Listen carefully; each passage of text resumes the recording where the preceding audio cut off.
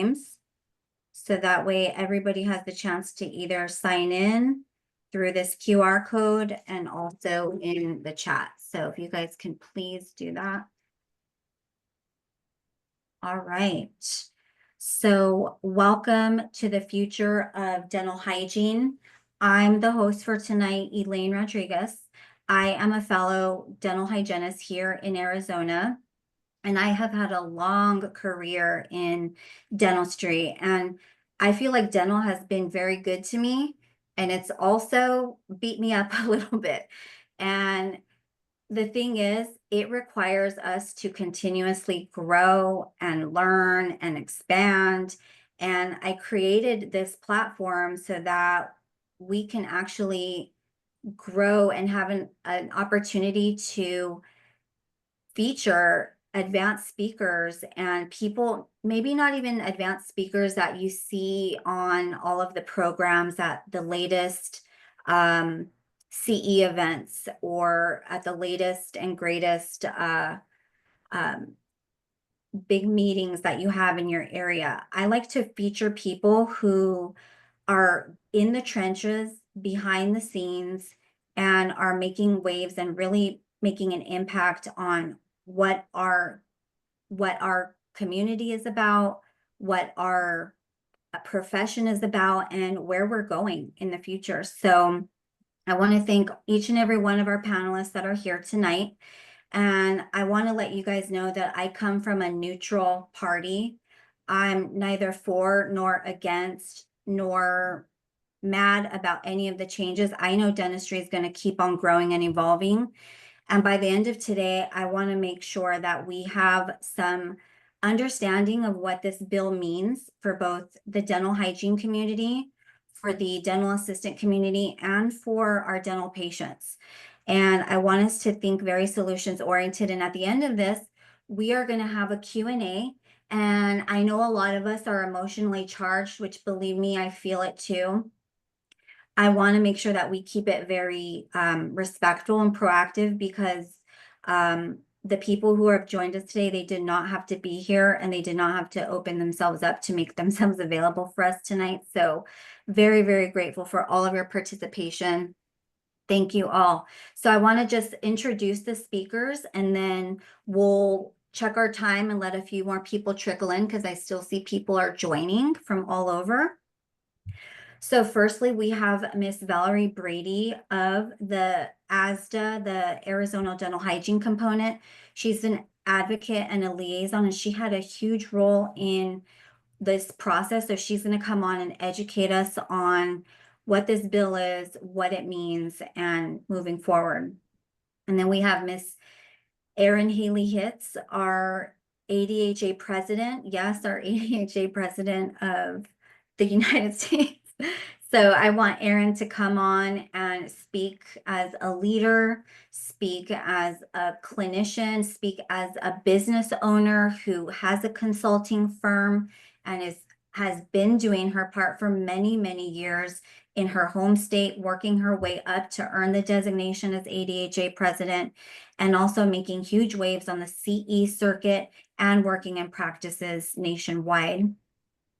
We have Miss Kim Mack, who is an RDH and a Master of Business. She owns multiple practices here in Arizona, and I've been following Kim Mack for several years because she creates a company culture of growth, of excellence, of advancement, of opportunity. And I really want to hear her perspective as an owner, as an employer, and also as a hygienist, and also as a business owner, of what this really means and what her perspective is on what this bill is and how it's going to affect us. And then we have Dr. Yang, and he's very interesting. If you guys are part of the Facebook community and are active on Facebook, he is a previous dental hygienist and he is now a dentist.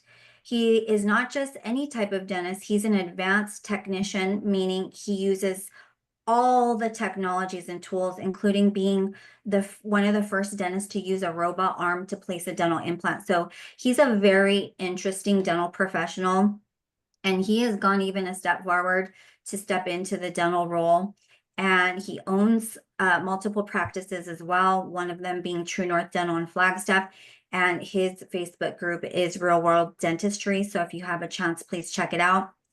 And last but not least, we have Christy Dila. She's a certified dental assistant, among many other designations that she's held. She's been a dental assistant for several years, and she has expansive clinical knowledge in helping advanced dentists, just like Dr. Yang, work in their practice. And not only that, she's a clinical director for the dental assisting program at Phoenix College. So very, very grateful to have her on board. So I'm going to show this QR code one more time, just give everybody a chance to sign in. All right. And then, all right, Miss Valerie Brady, I'm going to invite you to come on forward and talk with us.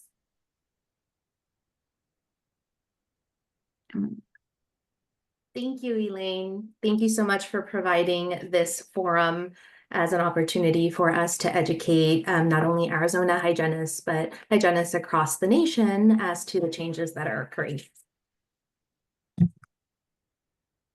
Thank you. And then let me know if you're able to share your presentation. Let me see here. I'm going to click stop share.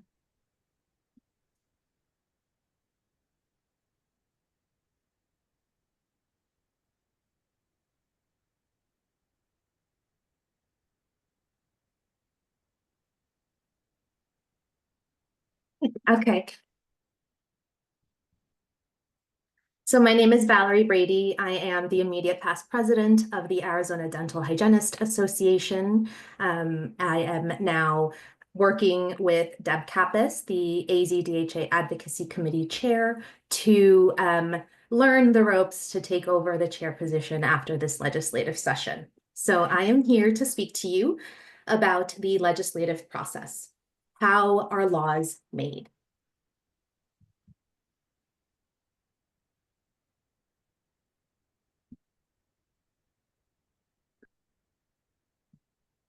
So it begins with an idea. The legislative session starts in January. The idea of a law begins way before that. The National Conference on State Legislators depicts the state legislative process here. There's our idea. A bill is introduced, the bill is assigned to a committee. There are floor hearings where committee votes to either kill the bill or send it to the full House or the Senate for debate. Legislators debate the bill's merits and vote it up or down. If it's approved, the bill then goes on to the other chamber where the process is repeated. If the bill is amended during consideration by the second chamber, it goes to a conference committee to resolve the differences between the two chambers. The governor then signs the bill and it becomes law, or the governor vetoes the bill. If the bill is vetoed, the legislature may sustain the governor's veto or override it. So those are the basic steps, with variations that are followed in every state except Nebraska, where there is only one chamber rather than the customary two. To make it easier to understand, I'm going to use a bill that AZDHA proposed this legislative session as an example. It's the bill regarding the Dentist and Dental Hygienist Compact. But first, how does the Arizona Dental Hygienists Association propose legislation in the first place?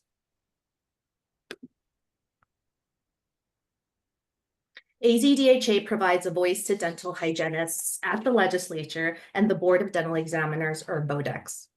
We retain a contract lobbyist. Her name is Jessie Arment, who is present at the Capitol every day and monitors every bill for issues that could affect our profession.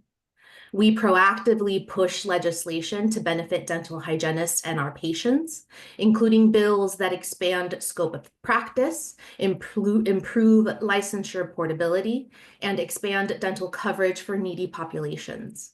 We identify legislative champions, work with legislative counsel to draft legislation and amendments, and meet with legislators to educate them about our issues. When necessary, AZDHA engages to amend or kill legislation that could negatively impact our profession and patients. I want to demonstrate to our membership and to all Arizona dental hygienists how seriously AZDHA takes these issues. Sometimes the work can be done by the lobbyists at the Capitol, but sometimes we need to up our game and generate grassroots pressure to advance or stop bills. And we need all of you for that. AZDHA coordinates outreach from our members to help hygienists be as effective as possible in communicating with legislators. I want to give a huge shout out to the Arizona dental hygiene students. You're showing up for your profession, and we're going to continue to show up for you. Change is hard, and we're starting to see it in the landscape of dentistry. Dental hygienists are reversing the disease process in our patients every day. We know how to pivot.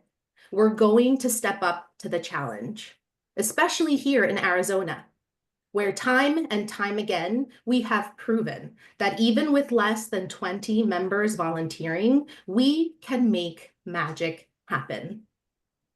We need a bigger team. So back to that idea, back to that bill. To get your bill drafted, you want to have a sponsor. So you set up a meeting with a legislator you think you could work with, and you explain your position. In our case, the Dentist and Dental Hygienist Compact is possible with the Union of the Department of Defense, the American Dental Association, the American Dental Hygienists Association, and the Council of State Governments. Stakeholder meetings were held starting in 2022 and finalized in January of 2023. The 2024 legislative session saw 10 states adopt the law.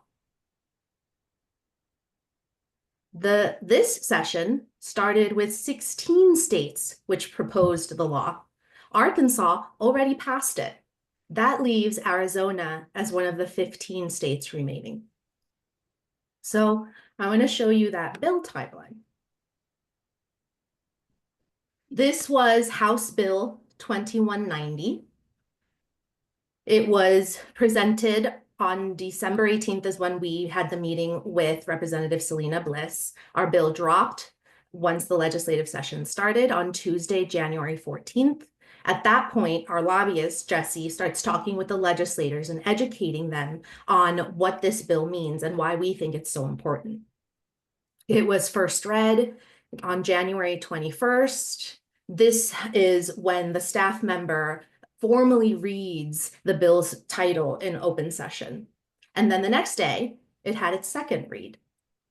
I was at that Tuesday, February 3rd committee, the House Health and Human Services Committee meeting, and I testified in support of this compact. Those who voted no were Representative Gress, Ligori, Mathis, Heap, and Pingarelli. You will see that there is a 1-month gap between Tuesday, February 3rd and Monday, March 3rd, when the House Rules Committee finally heard the bill. The holdup was Chairman Hendricks. He is not a fan of compacts, and he proposed, was a part of some of the universal legislation stuff. So that's a challenge for him. But we got through that. And then we had our third read where we passed out of the House of Representatives 34 to 23. So then we go to the next chamber, right? We go to the Senate. We had it was first read on Monday, March 17th. And at this point, it was assigned to both government and rules committees. So a little information about the legislative process. The Senate president decides which Senate bills get a reading, and the Speaker of the House decides which House bills are read. Then the bill gets assigned to a committee. If a bill does not get read, it dies. Most bills are assigned to one committee, But it's not uncommon for the speaker or the president to sabotage a bill by assigning it to 2 or 3 committees. As you can see, we were assigned to 2 committees, and we had our second read of 2190 on Tuesday, March 18th, and there has been no action. This bill dies. If a bill is not assigned to a committee, it dies. If a bill is assigned to a committee but it's not heard, it dies. So, is this the end of the Dentist and Dental Hygienist Compact in Arizona? Let's talk about a zombie bill. Ordinarily, legislative bills are subject to both House and Senate consideration, having to pass out of one legislative chamber and to the other one. But there's a giant-sized loophole that allows lawmakers to resurrect dead bills, the zombie bill. It refers to a bill or a subject that was previously considered dead, but has found new life on another bill. Lawmakers are legally allowed to substitute language in bills, and this is exactly what we, AZDHA, pursued when we saw that House Bill 2190 was going to be held in the Senate. Let me introduce Senate Bill 1448, the new Dentist and Dental Hygienist Compact. It was originally a bill appropriating monies to the On-Farm Irrigation Efficiency Fund. We found out it was successful in its mission to bring light to the issue, and were able to use it as a vessel for our DDH compact language. As you can see, there are many pitfalls and challenges to overcome when pursuing a new or modified aspect of legislation. I was there once again when our zombie bill was heard in the Appropriations Committee on Wednesday, March 26th, and I testified in support of the compact. We are patiently waiting for SB 1448 to be heard in the House Rules Committee, with the ultimate goal of a third read and a pass out of the House.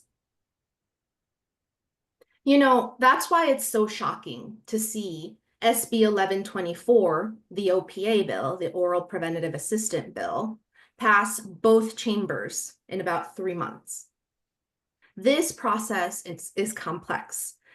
It has many moving parts. So let's go over SB 1124's timeline. So the bill is introduced on Wednesday, January 15th. We find out and immediately mobilize. We had no idea this bill was coming. We had stakeholder meetings with the Arizona Dental Association for our compact bill. So we had been in communication, but we were blindsided. And this happens. That is the legislative process. But we got going. We decided, nope, we need to get on this immediately. Jesse started calling Senator Shope and setting up the stakeholder meetings. So the first stakeholder meeting was on Thursday, January 23rd. I attended virtually because I had COVID. And then after that, on Wednesday, January 29th, it's already at the Senate Health and Human Services Committee already. Amendments were made to the bill by the Arizona Dental Association after that first stakeholder meeting and conversations that were had. So we expressed concerns, but said, if you're going to work with us, then we will work with you, because we knew we were going to bring in the dental assistants at that second stakeholder meeting. That happened on Monday, February 10th. So the dental assisting community were included in this meeting, along with representation from AZDHA and AZDA. Many amendments proposed are accepted at this stakeholder meeting in exchange for our neutrality, AZDHA's neutrality. Then it goes to the Senate Committee of the Whole, or the Senate COW. That's when everybody starts talking about it. Amendments are proposed and adopted, and the final vote of the Senate occurs. This bill passes the Senate and moves on to the House Health and Human Services Committee. It was there on Monday, March 10th. No further amendments were made. Tuesday, March 25th, the House has their committee of the whole. They have their final vote, and the bill passes out of the House. It gets sent back to the Senate because it's the chamber of origin. And from the Senate, it gets sent to Governor Hobbs on Wednesday, March 26th. Remember, this was proposed on Wednesday, January 15th. On Wednesday, March 26th, it gets sent to the governor for signature. So what's next? Well, I want to take a deeper dive into the differences between the bill that was introduced and the bill that was signed by the governor. And we're going to do this quickly because I have put a lot of information here on these slides. And, you know, I can get you this information, but I'm just going to go over it quickly. First of all, scope of practice. You see the difference between as introduced and the chaptered version that was signed by the governor. The OPA role is more clearly defined with boundaries. OPAs can see patients who have first received a periodontal evaluation by a dentist or dental hygienist. They must be under the direct supervision of a dentist or dental hygienist, and they may not practice on patients who have been treated for periodontal disease, have generalized recession, are medically compromised, or are under sedation. Look again at what was introduced. As introduced, a board-approved course containing the appropriate level of didactic and hand skill assessment. Based on what recommendations? Arizona already has certifications for radiography and coronal polish for dental assistants. We utilized those existing pathways. And I want to be super clear about this. This law is not for all dental assistants. This is a certified dental assistant or a dental assistant that has completed an accredited dental assisting program. This law is for the elite dental assistants who are working at the top of their scope. This is not a dental assistant that trained on the job, at least not at first. If she's training on the job, if they want to go and continue their education, perfect. So these are the parameters that we are outlining, and we are ready. We are ready to assist the dental board in doing the work to get this right, because this cannot be implemented immediately. We included a qualifying institution and the definition, accredited by the Commission on Dental Accreditation, or CODA, or its successor. OPAs have to inform the patient and document that the care was not provided by a licensed dental provider. We have to set the stage. AZDHA is investigating how we can help the public make a distinction so they know who is caring for them in the dental office. And as a clinician who works full-time caring for patients, we're already getting phone calls. Today, my patient asked me about this bill. So patients are going to be educating themselves, and this is a good thing. We are requesting from the Arizona Dental Association a communication to their members, an information piece on the particulars of the bill. This is an effort to protect our patients and the public. There has to be accountability and consequences if this law is abused. The signed version states, a dentist or dental hygienist who allows an oral preventive assistant to perform coronal calculus removal services in violation of this section commits an act of unprofessional conduct. So the Arizona Dental Association found the bill acceptable in its original form. Remember that, because concessions had to be made. This was one of those concessions. They wanted to include reporting information instead of the limitations. So the reporting information shows we worked with the Arizona Dental Association. We always do. Our goal is to protect our patients and uphold the highest standard of care. The data collected here can be compared and maybe even combined with the data we're expecting from the OPA pilot program in Missouri. So if we're going to do this, let's at least get information so we can help our patients. We're back to this timeline. So what's next? We educate the public on how a licensed dental hygienist is educated. We explore how hygienists can supervise and support OPAs via scope expansion.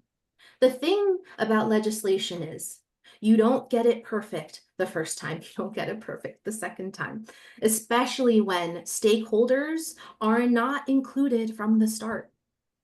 This is a building block, and what we build is going to be up to us. So I ask you, please get involved, have a say, make a difference. AZDHA's goal for the future is to focus on expanding a dental hygienist scope of practice. We are looking into how we can improve the education, the licensure, the regulation of our Arizona dental hygienists. Let's keep the conversation going. Let's talk about how we can do this, because we're stronger together. Our voices are loud and clear when we speak in unison. Thank you.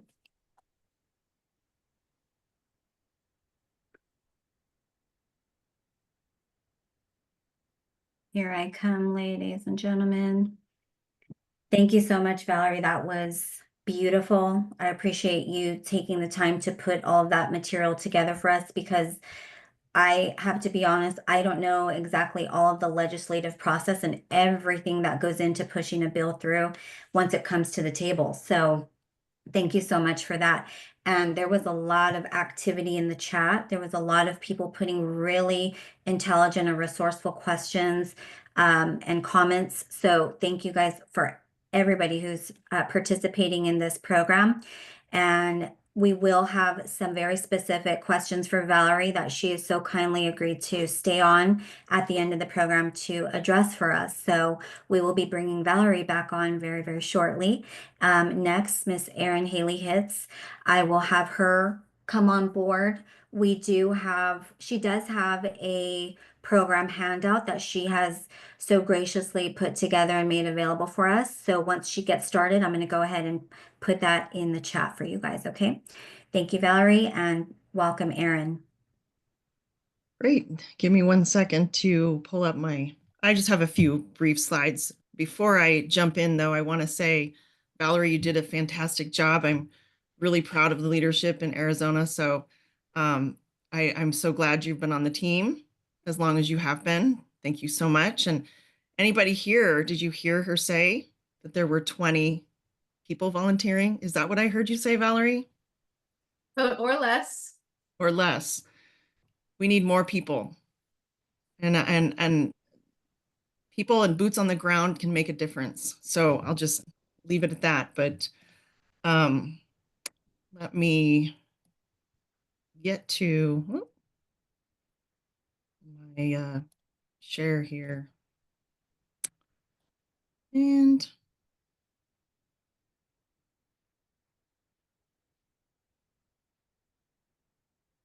I don't know which screen you can see.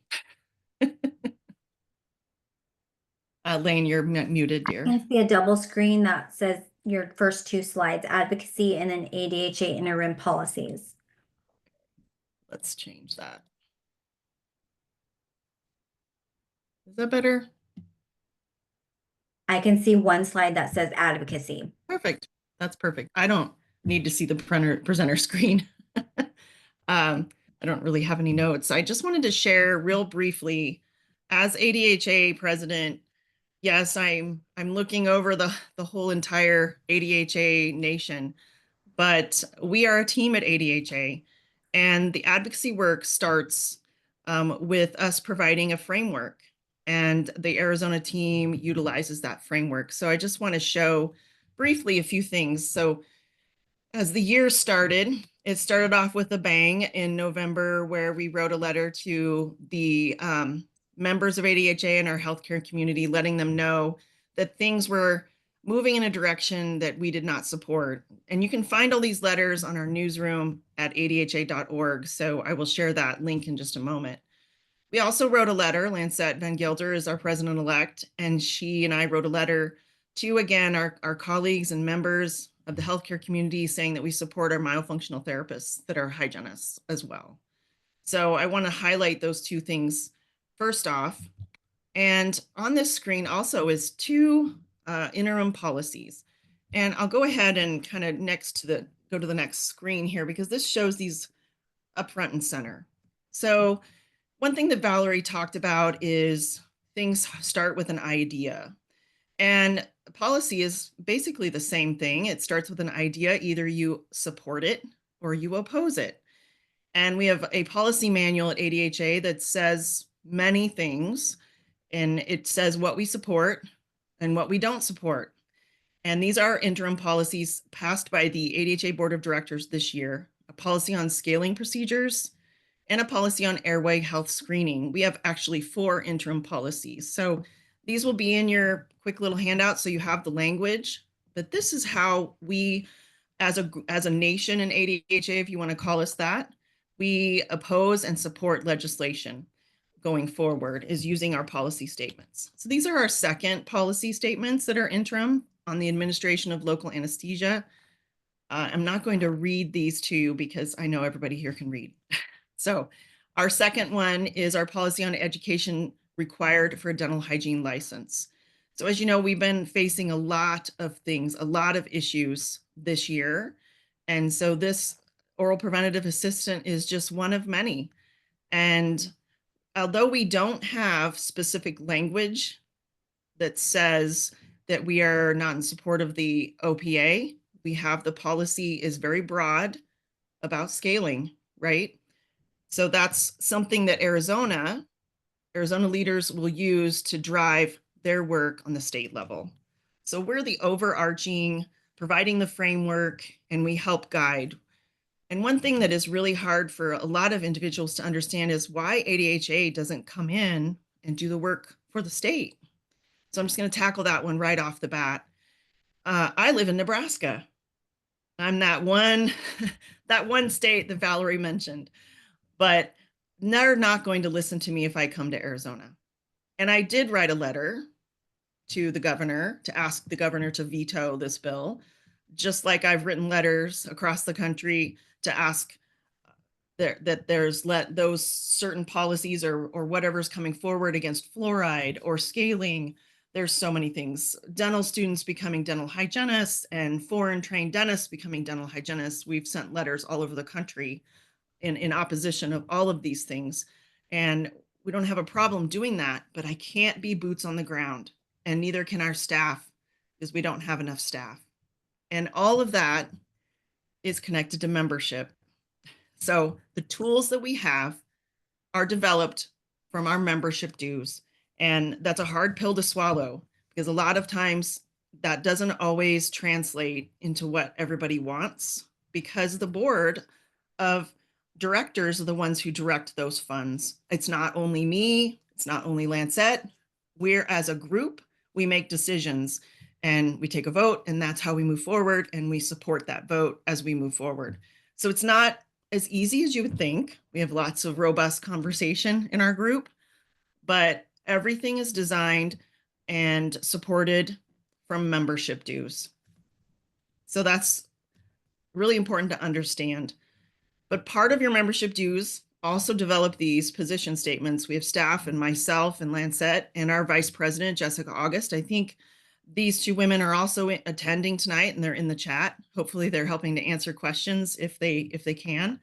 But these are available on our website, and you can see that there's a link there. If you want to find the position papers, you want to read them, you want to print them, you want to give them to someone, by all means, show them to your employer, show them to your patients, take them to a state senator, right? Use them as tools to show what we support and what we do not support. And we're adding these all the time. We've been building and building and building this resource, I guess, a toolkit, if you will, and there is more to come. So that is another investment that ADHA is making on the national level to support the team that Valerie was talking about, because they cannot do it alone. It takes many people to do this work. So here's our links for our position papers. Also, we have an ADHA newsroom. This is public, so if you're not a member, you're certainly welcome to click on the newsroom and see everything that we're working on, our press releases, articles across the country, and all of the news coming out of the American Dental Hygienist Association. So that's the fastest place to find what we're doing and what we're doing next. This is all coming. This is what we're building. A legislative strategy for ADHA. We want to expand access to care. We want to expand our scope of practice. We also are promoting the dentist and the dental hygienist compact legislation. And to be clear, I believe we have 11 states that have passed this legislation. The commission work is underway, and we hope to have that by the end of this fiscal year. I'm praying that that's the case. So it'll be exciting to see the other states that have pending legislation to see who joins that. Soon we hope to launch an interactive map. What is an interactive map? Well, this is a map that any hygienist can click on, find out how to become a registered dental hygienist licensed in those states. Are they members of the compact? What is the continuing education requirements? What is the scope of practice in that state? I'm very excited for this tool to come to ADHA. It's not something that we've never had before, and I'm hopeful that it's going to be here soon. We're creating an advocacy toolkit. This is for state leaders. This is for them to pull resources, model legislation, template letters that they can write, so they're not having to reinvent and think of it all on their own. We're here to support, we're here to uplift, and we're here to make sure that everyone feels that they're going to be successful in this work, even when sometimes we aren't, like in this situation. Now, we also track legislative changes across the country. We use Bill Tracker 50, and state leaders, I believe, have access to this as well in their state, where they can track the bills that are coming forward, because sometimes they're introduced and you don't know they're coming. And this is exactly a situation that I believe that happened. Voter Voice is a tool that we use at ADHA to launch a letter writing campaign. State leaders can launch this, and ADHA can launch this. And it goes to every hygienist that we have in our database in that state. If you're not in our database, then unfortunately, you probably won't get the Voter Voice message unless somebody shares it with you. But it allows you to write a letter based on your zip code, and it's sent directly to your state legislator. This works really well. I believe with Arizona, we had over 1,200 engagements on our Voter Voice, and that's to send letters to the governor. So there was quite a bit of activity on the Voter Voice. We're currently redesigning our advocacy section of the website. So if you click on it now, it's only a piece, just a small piece of the puzzle on the website. So that is under construction. Currently, Lancette, myself, and Jessica August, as leaders, we are engaged in conversations with stakeholders, and we're working to build strong coalitions with other groups that support us, support what we believe in. And I'm hoping that that's going to be very fruitful in the coming months or even the coming years as we move forward, because we don't know what the future has to hold. And I want to highlight that we just released a newly updated standards for clinical dental hygiene practice, and we have not updated this since 2016. Now, why am I bringing this forward in an advocacy meeting or an advocacy discussion? Because this document is what we do with every patient, has the process of care, step by step, all of the things updated. Now, I suggest that any hygienist print this, have it in their operatory, not only for yourself, but you can show it to your patients. This is what we provide. This is why you see a registered dental hygienist. You can present it to your employer, your coworkers. You can have it also and take it with you to your state senators and state legislators. They need to see that this is the difference between an oral preventative assistant. If you're not from Arizona and you're worried about this coming to your state, this is a tool that you can use. So not only is it our guidebook for what we do every day, but it's a tool we can use to educate others. And it is free, downloadable on our website. There is a link on that website or on this slide for you to use. And I'd like to bring attention to our ADHA annual session in Long Beach, California. We plan on having a session specifically on the standards for clinical dental hygiene practice in the afternoon. So I would invite anyone to attend the Dental Hygiene Dreamin' Conference in Long Beach. I have to take a little bit of a moment for a plug here. This is the organization that is supporting the advocacy across the country. Now I'm going to say something that might be a little controversial. Across the country, we have hygienists attending meetings all the time. I ask you to really look at what meetings you're attending, what you're paying for, and where that money is going. When you attend the Arizona Dental Hygiene Association events, you're paying to attend their event, and the money that they raise there is going to support their advocacy, mainly paying their lobbyist. Now, if you attend ADHA's annual conference in Long Beach, our proceeds support the advocacy work on the national level. Guess what that means? We get closer to adding federal advocacy back into our budget. Now, if we have the funds, we could add federal advocacy back, and we could be in DC. That's a completely different level. Right now, we're not there. Our membership dollars do not support that at this moment. But I really implore you, if you are attending other organizations, look at who you're spending money with. Are they for-profit? Or are they not for profit? If they're not for profit, my hope is that they are a dental hygiene association. If they are for profit, they are not spending any of those dollars to advance your profession. And that is a hard pill to swallow because we feel supported in those spaces. And I get it. But it's really important to understand where your money, your hard-earned money, is going. The other piece of this is we're spending money to attend meetings that are strictly ran by and organized by dental societies. That money is being used to advocate against us. So I challenge everyone to think about what meetings you're attending, where you're spending your income to get your education.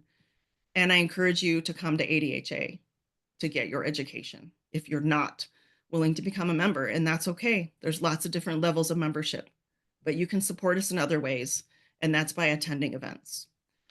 That's my last slide. I'm happy to answer questions from the lens of an ADHA leader, but I really want to lean on Valerie as the expert in Arizona when we move forward. So the chat is blowing up and I'm just loving it. And let me add to that. There was a funny comment that said, why don't we just let dental assistants numb while we're at it? Well, you can move to Minnesota and they can. So after taking a 45-hour course, the expansion for a dental assistant scope of practice is that they can give certain injections. So this is happening. This is happening, and the door is wide open for assistants to expand their scope of practice. And it's important that we understand our role in participating in the ADHA and also giving benefit to it, aka our dollars. And so, as Erin said, they're becoming more and more transparent with where that money is spent. And I think that's great because we all want to know if we give our hard-earned dollars toward, these provisos and towards this membership, you're not just paying for CEs. And I think that's what a lot of us think. If I give membership monies and dues, where are my CEs? Where's my t-shirt? Where, what am I getting for that? When in all actuality, there's lobbying and there's money that's required to bring bills forward to the court system, to the legislation system before it will even be heard. And I saw this firsthand when I started reading every single dental board's practice act on the expansion of scope for dental hygienists and the use of lasers. The first question that is brought to the dental board when they're looking to add lasers into the scope is, what is it going to cost us? And what is the impact it's going to create on the community? Again, I tell you, what is it going to cost us? And that's the dental board looking at their interest first. And that's fine. I get it. I understand that that's necessary. But please understand that this is why we need to advocate. And I fully am grateful to the Arizona Dental Hygiene Association for being responsible for my ability to use laser, for my ability to go from being a dental assistant to being a dental hygienist, my ability to be able to administer Botox if I wanted to go back and get Botox certified, my ability to own my own practice, like Kim coming up next. So thank you so much, Valerie and Erin. There's a lot more questions in the chat and I'm writing them down.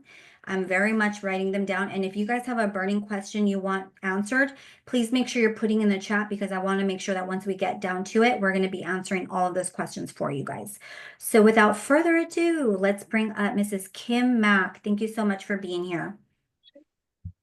Thank you for having me. And I just want to say that I appreciate being educated with all this legislative stuff because it's new to me. And I really am grateful for those of you who are keeping an eye out for our profession. And it's motivating me to want to get more involved, actually. So thank you for that. When you called initially, Elaine, or texted and asked me, what my feelings were, of course, it prompted me to really explore it more and get a better understanding. And so I've been thinking about it for a couple of weeks now, like what is my position? And so I'm glad that I'm able to give a dual perspective, one as a dental practice owner and one as a clinician. And so as a practice owner, I value, obviously, the KPI metrics that the hygiene departments bring to a dental business. It's real, it's 30%, and that's what we shoot for. And when your hygiene department isn't operating at those kinds of metrics, then someplace else in your practice is suffering. And so I value, as an owner, the hygiene department a lot. When I really started to think about what OPAs could bring, as an owner, we struggle with, well, obviously the rising hourly rate here in Arizona. It really is putting a crunch on the profitability of dental practices, which from experience is already, a small margin. And so I really feel like, when your hygiene schedule is getting full and it's 2 weeks before you can get a new patient in or a patient of record, it starts to stress the business owner out. And how do you open that up without hiring another hygienist at $70, $75 an hour? Like those are tough decisions. And so I thought about the OPA and I thought, well, this is the opportunity for us to be able to open our flow and help the hygienist feel more appreciated, actually. Like, now the OPA can work under him or her, under their supervision. And so I feel like there would be a greater sense of control if my hygienist was overseeing an OPA than versus a dentist, and allow the hygienist to see more patients without feeling rushed and pressured that we're going to do less quality of care. And so I value that. I also value, as an owner, the possibility of giving my hygienist more time, because every time we introduce something new, I mean, the one thing that always resonates is I don't have enough time. I don't have enough time to do that scan. I don't have enough time to take these intraoral photos. I don't have enough time to do my clinical notes. And so I see an OPA as an opportunity to give the hygienist more time in their schedule to do the things that really bring value to the practice overall. So value being spending more time educating, taking the scans and talking about airways and doing those things that we value, but an hour's, it's just a lot to get done. And so again, I value that. And I think that OPAs could bring that to the table from an owner perspective. I also think from an owner perspective, it gives a career option for assistants, right? Like some of these, the jobs in the dental career, like they're kind of dead end, right? Like when you hit your salary max for a highly skilled assistant, like where do you go next, right? Like you don't have the means to get licensed as a hygienist, but you want more out of your career. And I think these kinds of things allow people to get more out of their career. And so I support it from an owner perspective. As a clinician, I also thought hard about it, because the one question Elaine texted me is, would you ever hire an OPA? And my immediate response was, of course not. No, like that's, diminishing our, the value of a hygienist. But then I thought about it and I thought, gosh, how much better could I be as a professional if I had assistants who worked under my leadership, and I spent time training them, and I spent time training my patients, right? Like this person I'm going to hand you off to is skilled and they're qualified, and I just was able to spend really good quality time with you, educating you and motivating you, and now I'm going to hand you off to finish up this job. And I don't know, I think it's a great opportunity from a career perspective. I would definitely negotiate as a clinician, something along the lines of pay me 30% of everything I produce for you, and I'll pay my own OPA, and like really take charge as a provider without all of the burden of an owner, right? Like let me manage this hygiene department, and you pay me well for that, but I will also deliver well too. I will deliver some quality production, which would equal collection, and I think everybody would be happier. So it's really not the feedback I was going to give that first night that Elaine, you invited me to be on this podcast, but I really did put a lot of thought into it from both perspectives. And as long as our legislation can control, it sounds like you've just done such a great job, Valerie, with like the restrictions, like you can only do this if, right? You have the license, you're under direct supervision, you're not seeing periodontally compromised patients, like all of these ifs, right? And if we follow all those ifs, I do think that it could be a great thing for our profession. I do want to have Valerie maybe chime in. What was the original bill written as? Didn't you guys take probing off the docket? Yes, the original bill had periodontal probing and documenting areas of periodontal concern. When we had that first stakeholder meeting, I definitely gave my testimony to Senator Shope and to those who were there about what probing is and how you need to have a lot of information in your file to discern when an area would be of periodontal concern. So through our discussions with that and our discussions with legislators, educating them on what periodontal probing means and what, periodontal disease is, we were able to get that removed. And much like many of the people deciding on who can use lasers and who cannot, particularly Florida, a lot of back and forth and a lot of non-clinical dental professionals, a lot of people in just suits and non-clinical background are making these final decisions. And for you to be the one to advocate on, what is periodontal probing, it's not just another piece of equipment and a technical piece of machinery that just anybody can use. It takes a lot of technique, critical thinking, strategic planning, treatment planning that goes behind just the use of that little probe, right? So I really appreciate you, Valerie, for being able to protect that. And going back to one of Kim's points now, and one of Valerie's points, this is not a bill for just any assistant who's, come off the street and wants to work in a professional environment. These are clinicians, these are dental professionals that have gone to an accredited dental assisting program. They are radiographic certified, they are corona polish certified. So they've gone through hours and hours of didactic and hands-on training, and that's what enables them to do this job. Now, on the flip side, who is the capable hygienist who is able and willing to supervise said dental assistant? So one of the questions was, what does it mean to supervise? So maybe Erin or Valerie, can you guys actually lend the definition in this case of what supervision means?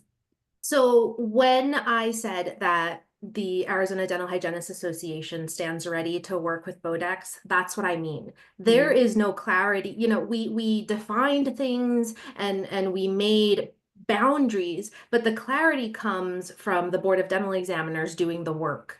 When you put board approved, that means the board is going to do the work. And let me tell you, I saw some stuff in the chat about dental therapy. So dental therapy was passed in Arizona in 2018. It was something that the Arizona Dental Hygienists Association worked towards, and nothing has happened. It's been crickets. But with this OPA bill, you know, it just got signed. They're already talking about it at the Board of Dental Examiners this Friday. They're going to have a discussion, and they're trying to put it on the agenda for June. So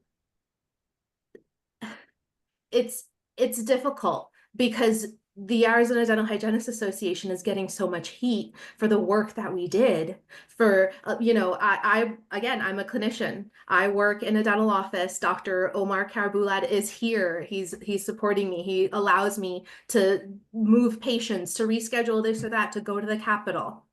And through all of my work and fighting this bill and trying to amend it, everybody's giving us heat as if there's more than 20 of us, as if we aren't already working full time and doing this so that we can protect our profession. This bill did not come from the Arizona Dental Hygienists Association. Let's be clear. This bill came from the Arizona Dental Association, whose executive director is Regina Cobb. And Regina Cobb pushed for this bill, lobbied for this bill with the Arizona Dental Association. So again, we have to come in and do the best that we can, knowing that this bill is being fast-tracked. Why is the bill being fast-tracked? I don't know. One of you find out and let me know. I think that's what we want. That's what I want to hear from Kim and Dr. Yang is, how do you think we got here? So Kim, I'd love to hear your perspective. But before you answer that question, where I was going with that point of not just any dental assistant can be an OPA, not just any dental hygienist will be in a position or even willingness or have the desire to supervise a dental assistant in the use of a Cavitron to perform a supragingival prophylaxis.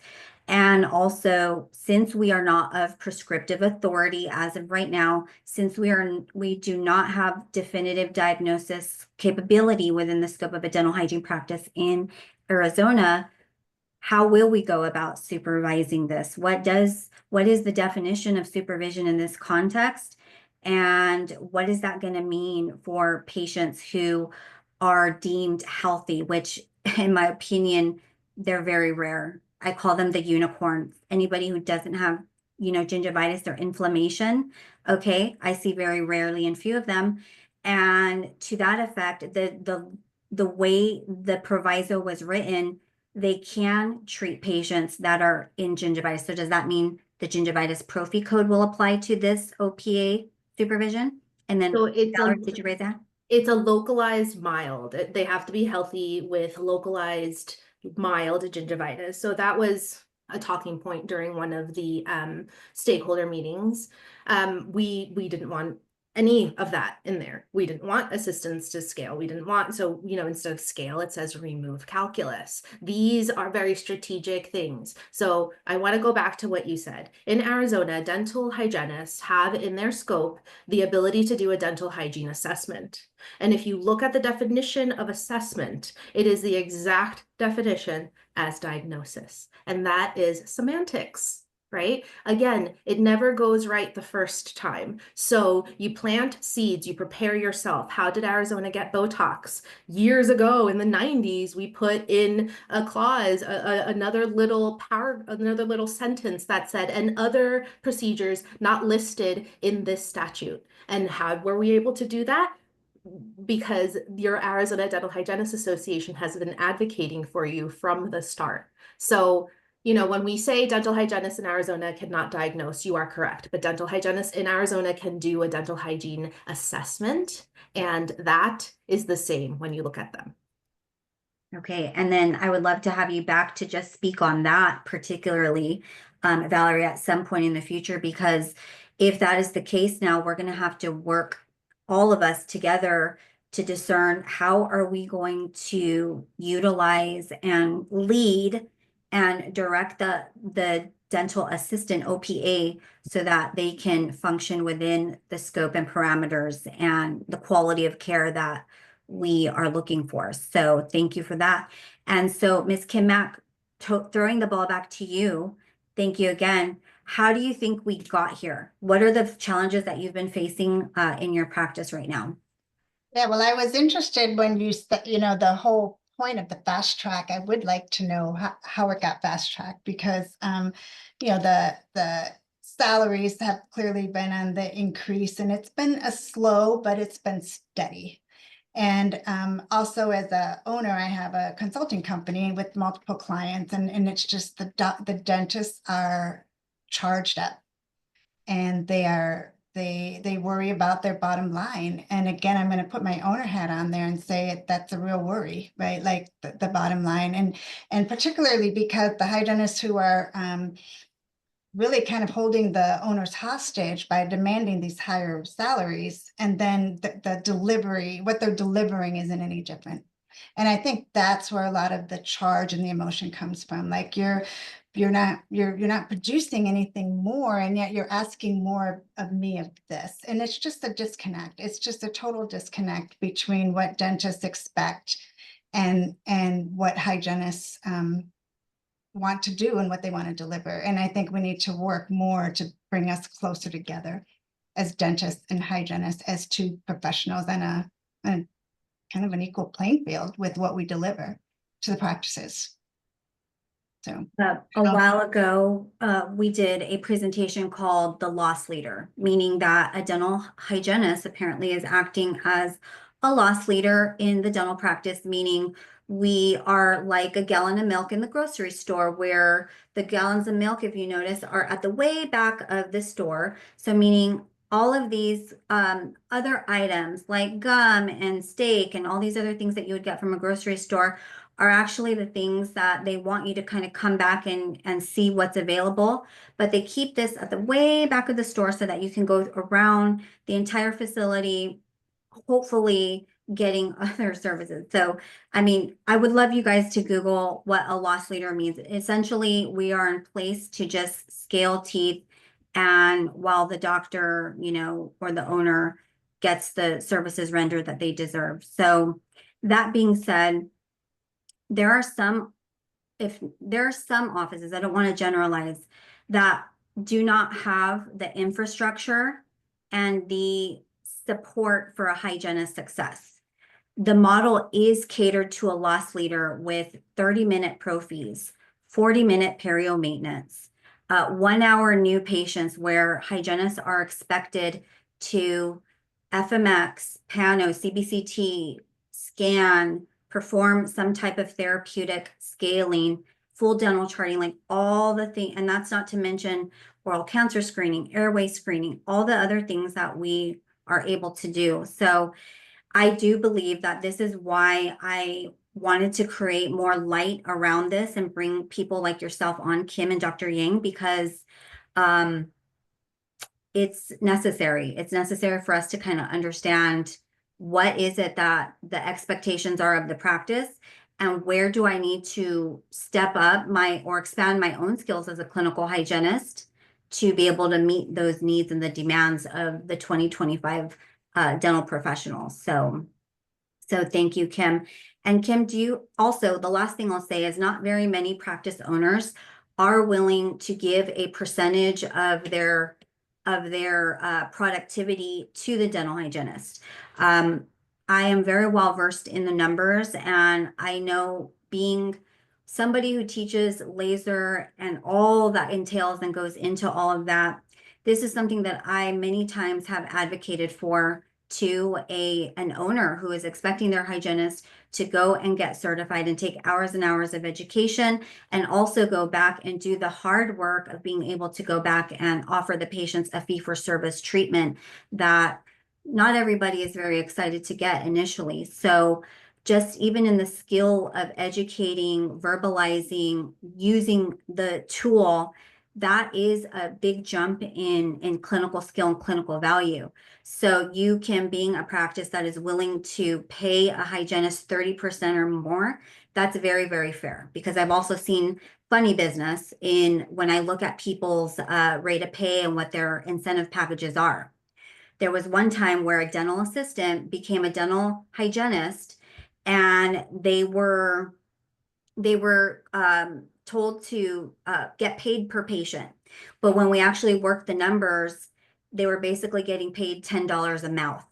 Okay. And so realistically, they could only fit in about 3 people an hour. So they were making roughly about $30 an hour with the plan that they had in place. So again, I want to thank you, Kim, for coming on board and being an advocate and really being just a voice of the business owner. We know that you're very unbiased because you yourself are a dental hygienist. So thank you. Do you have anything else to add?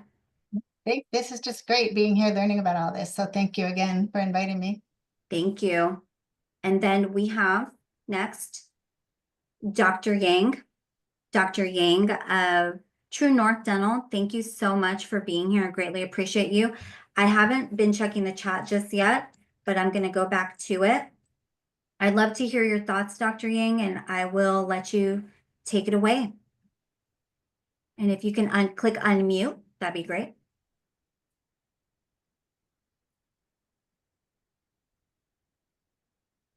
Unmute just one more time, Doc, please. There we go. All right. Can you guys hear me? Yes. Yeah, perfect. So how many hours do I get to speak? Take it away. We're here all night. So just to give a quick background, I've also trained as a dental hygienist, graduated back in '99 from NYU. I taught at Northern Arizona University at the hygiene department for 15 years. So I've graduated hundreds and hundreds of hygienists all over Arizona. And, you know, I have a lot of frustrations with this legislation. One, because since COVID, I've been trying to scream this thing. This is going to happen if we don't do something. And I just couldn't get anybody to, listen to me and pay attention. I've talked to I talked to hygiene schools. I wrote emails to the Hygiene Association, letting people know that, when we have decrease in number of hygienists and these dentists are going to get frustrated, and when we can't provide the public with enough hygienists, and people have to wait 3 months, 6 months, or whatever have you, something has to be done. And the time was back 5 years ago. I was advocating for, hey, we need to figure out how do we increase the hygiene numbers. How do we open up more schools, take more students, because somewhere down the line, this is what's going to happen, because everything, it's a business. And I know we want to say, hey, we're hygienists and we are worth way more than just the money we bring in for the practice. I get that. But you also have to put your business hat on as a business owner and say, hey, I'm worth $100 an hour in California, where insurance pays $54, Delta Dental pays for $54 for a cleaning. And you're asking a business person to go ahead and take a loss because you guys are worth this much amount of money. And how does that work? If you were a business person, you own that practice, how would that work for you? Because I know it doesn't. I'm a 100% fee-for-service dentist. So I never worry, because whatever my hygienist or the going rate is, I can afford that because I'm always in the positive, right? But how does a PPO dentist navigate that? Worse than that, how does a Medicare dentist navigate that? And the story of, oh, you dentists need to run a better business and don't listen to the insurance and go and drop it all, and everybody should become fee for service. Did you know that there's only 5 to 10% of the entire dentists in the United States are fee for service. And someone saying, hey, just become fee for service is ridiculous. And top of that, how are we going to serve the public? How do we serve the underprivileged people who are poor, who doesn't have money and rely on Medicare to take care of their oral health? And you're telling these doctors to go fee for service. That's not a feasible, entity that we can even entertain. So we need to forget all that. And, we need to kind of figure out how do we work together? Because I can tell you right now, you're not going to like to hear it, but the ADA is a one powerful entity. Okay. Hygienist has like 35,000 members paying whatever, like $300 a year. ADA, has whatever, 135,000 members paying at close to $600 a person. How is his hygienist entity, you guys are supposed to go ahead and fight against that? These are tall tasks. Not that, small groups cannot make a big difference. What I'm saying is that let's be realistic. I hate that for me as a dentist, I don't look at myself. I look at the entire profession because I'm a hygienist, I'm a dentist, and I'm in a great profession, and I would like to leave it like that as a legacy when I'm done. So when we water down our profession by bringing in an OPA, and I don't care what anybody says, that's exactly what we're doing. We're gonna, in 120 hours, we're gonna teach them the mechanical aspect of scaling, and that's all they're gonna know. Honestly, is that what hygiene department is all about? Mine is so much more. Maybe some other dentists, that's all it is to them, but mine is not even close. Okay, my practice starts in my hygiene department, preventive dental care. So we're not going to get that anymore. Right? So, and you guys mentioned dental therapists. You guys make it sound great, but it's not. When I look at it, it's exact same thing. We're watering down our profession. Look at medicine. We have nurse practitioners now opening up practices. We don't even need medical doctors anymore.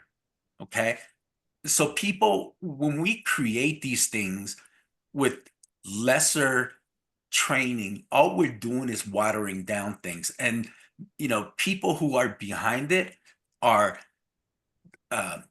insurance companies and large DSOs.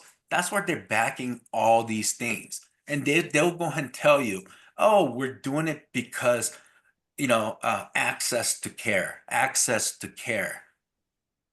Tell me, how many of you guys want to move to a rural area with 100 people living in it? I don't. I live in a small town in Flagstaff, but we have a lot of people still, right? Most people want to live in a big city like Phoenix, Scottsdale. That's why when they created dental therapists in Minnesota, 90% of them are in the city. So, they tug at our hearts and say, hey, let's go ahead and, create these things, and we'll, like, oh, dental therapists, we're going to sell it to the hygienist so they can buy into it, because, they can go ahead and become and add this thing. And then it creates a rift between the hygienist and the dentist. And then we're going to create OPA, something that even assistants don't even want. And now we're going to create this thing where, there's always going to be a sector of dentists, they don't really care about, not that they don't care, but they care less about, what's going to happen in the long run. And I'm always looking at what's going to happen in the long run. The reason I don't like the OPA is because it starts now as supragingivally scaling. Okay. So guess what? This thing goes on for 5-6 years. Oh, no one died. Let's them, they're under dentist supervision. Let them do perio or whatever. This always happens. And I don't know why we as a human beings fall for the same trick all the time. You know? I don't, every dentist I argue with, I told them I don't like this OPA. This is what's going to happen. Well, they're like, I can't get a hygienist. My hygienist, they come and want the world.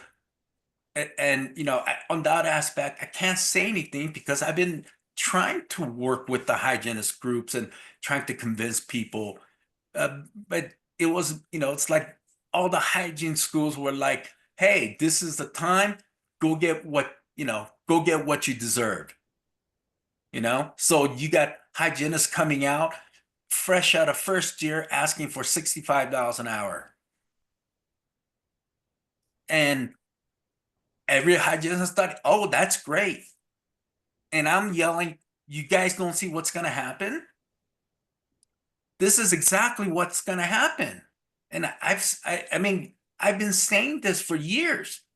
So, we can come here now today and say, what do we do?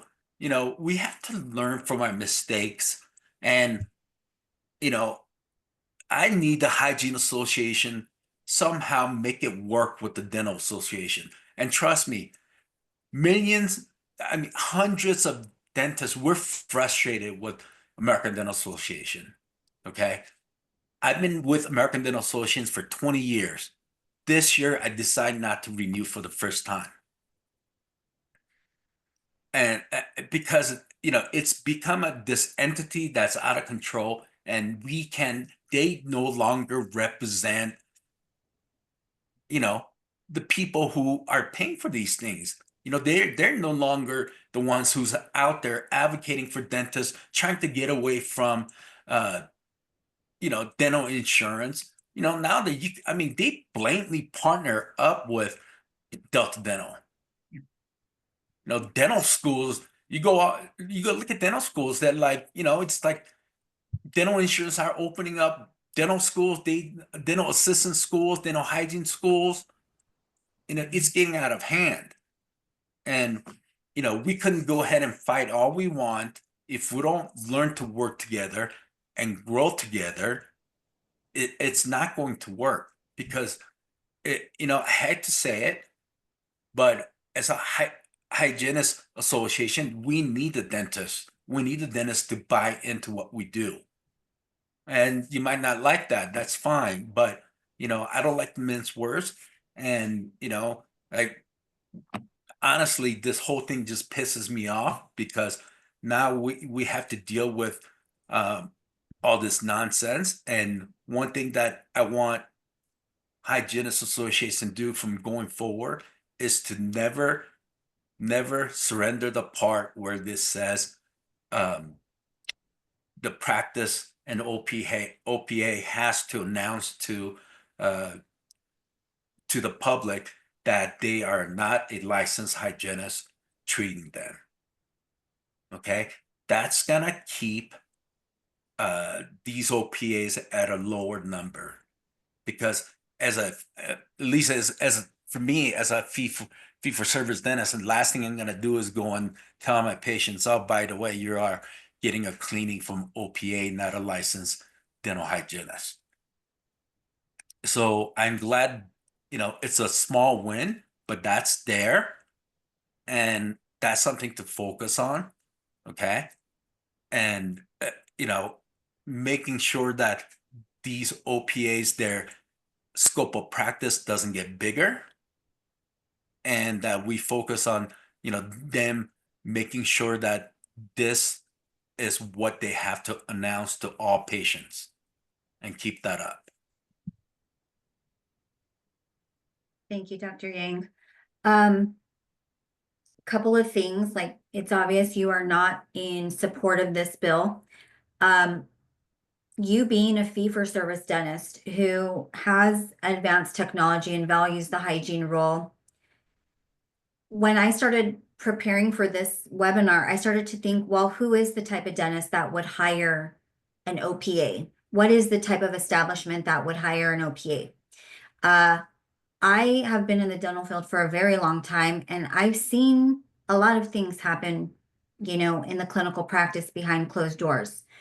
Dental assistants being asked to do finals, dental assistants being asked to adjust dentures, final restorations, things like that. I worked for a practice once where they took the coronal polish certified assistants, and the assistants were being empowered to pick up a scaler. So we would go, when we would finally get to that appointment, to that patient, the patient's tissues were all mangled, like ground beef. So it's pretty scary. I think we all can speak, you know, when we say we're really worried about the watering down of the act of scaling and opening that up to a lesser skilled clinician. I also don't think that many of us hygienists are asking for the world. I think that yes, there's some entitlement. There's a lot of entitlement being a new graduate asking for top dollar.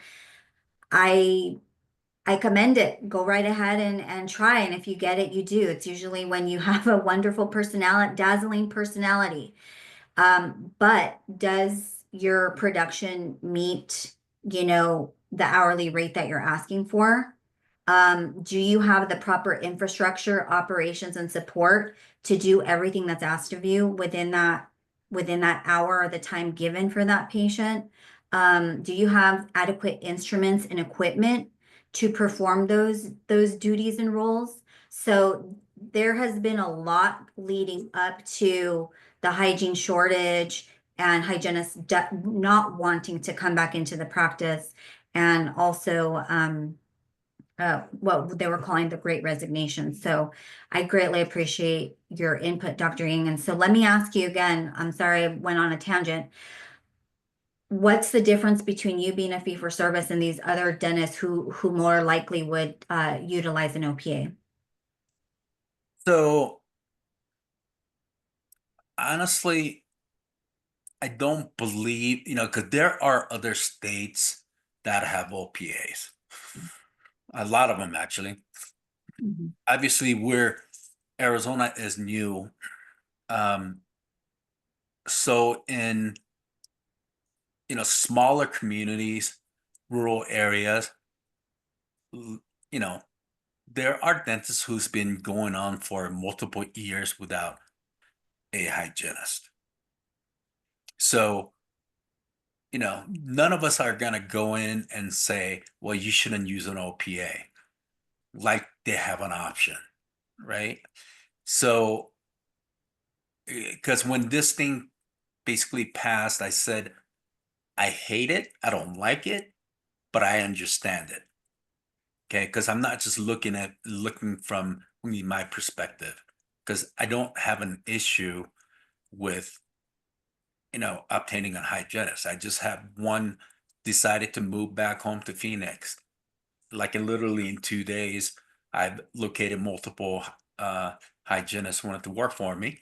Hired a great one. So, why would I use a OPA? Because when my background says, my training tells me that it's not just scraping teeth.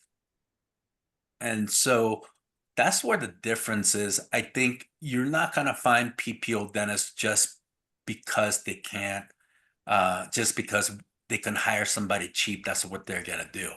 Is, people who are going to do OPAs are the ones, one, like I said, they don't have much of a choice.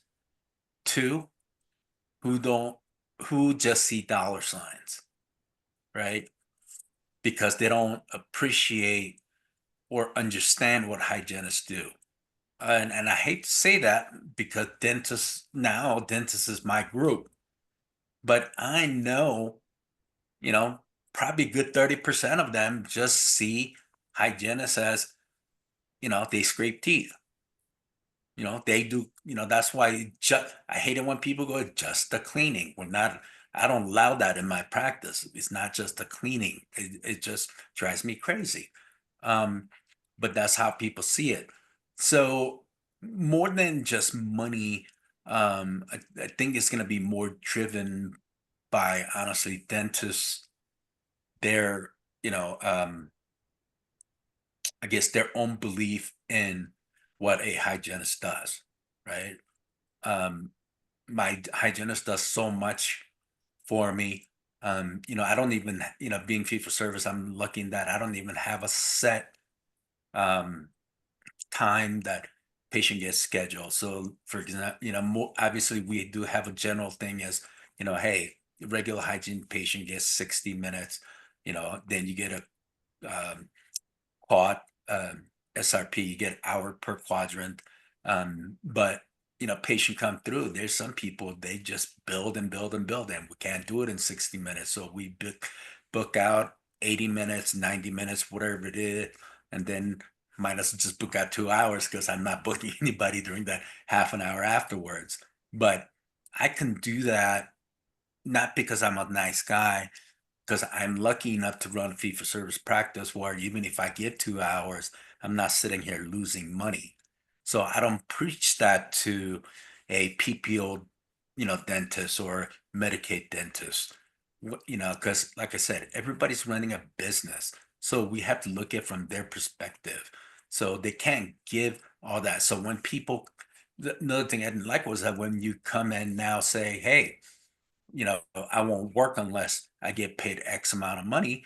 And, you know, who doesn't want to make as much as humanly possible? I mean, I know I do.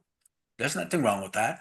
But so, you know, as a business, you have to do something. So instead of an hour, now they're running double hygiene and using a assistant to do the x-rays and getting in the, um, you know, medical history and all that stuff. The hygienist comes in, just does um, her or his duty. So now you're seeing two patients an hour, so we can make do those things happen. I mean, when I was in New York, you know, I had a hygiene patient come in, and when I picked up a scaler, they're like, "What are you doing?" And for 20 years, all they got was you walk in and you got a, you know, propy cup because they saw everybody like in 15 minutes. Mhm. So, you know, you're always going to have the balance of people who are going to always want the best thing for the dentist. I mean, for the best thing for their patients. And there's always going to be people just looking at the bottom dollar, you know? Same thing as why, you know, certain offices have a lot of, you know, would like my practice, we don't do bloody prophies. The patient doesn't want to, you know, go through perio, they can go to another office. And a lot of them do because that's how they, you know, almost patients been trained. You know, it's like, but we won't do that in my office. Yeah. To And add because to that, Doc, I can tell you, I've been out there and this is becomes a big problem where we want to do what's right for the patient. We want to diagnose, but there have been times where, oh, just do the pro fee because we need to salvage that insurance monies to go toward the restorative. yeah, which So I never understood, but yeah, it's 100% true. You know, I don't know why the dentist has this mentality like, hey, just do prophy and make them happy so I can go do that crown. It's nonsense. It's like, you know, I always tell my patients, you know, number thing is that if I'm gonna go build a house, I'm not gonna go build on a pile of sand. I'm not gonna build $1 million home in a pile of sand. You need you know the foundation first, and everything else can happen. Because and I tell my patients, if you don't take care of your perio and your gum tissue and your bone, there's no reason for me to do anything above it, right? But that's not, you know, maybe it's the way dentists are trained in school. Not enough emphasis on, yeah, you know, preventative. You know, I don't make excuses for them, but you know, it's just the way things are. So it's like, how do we navigate all that. Yeah.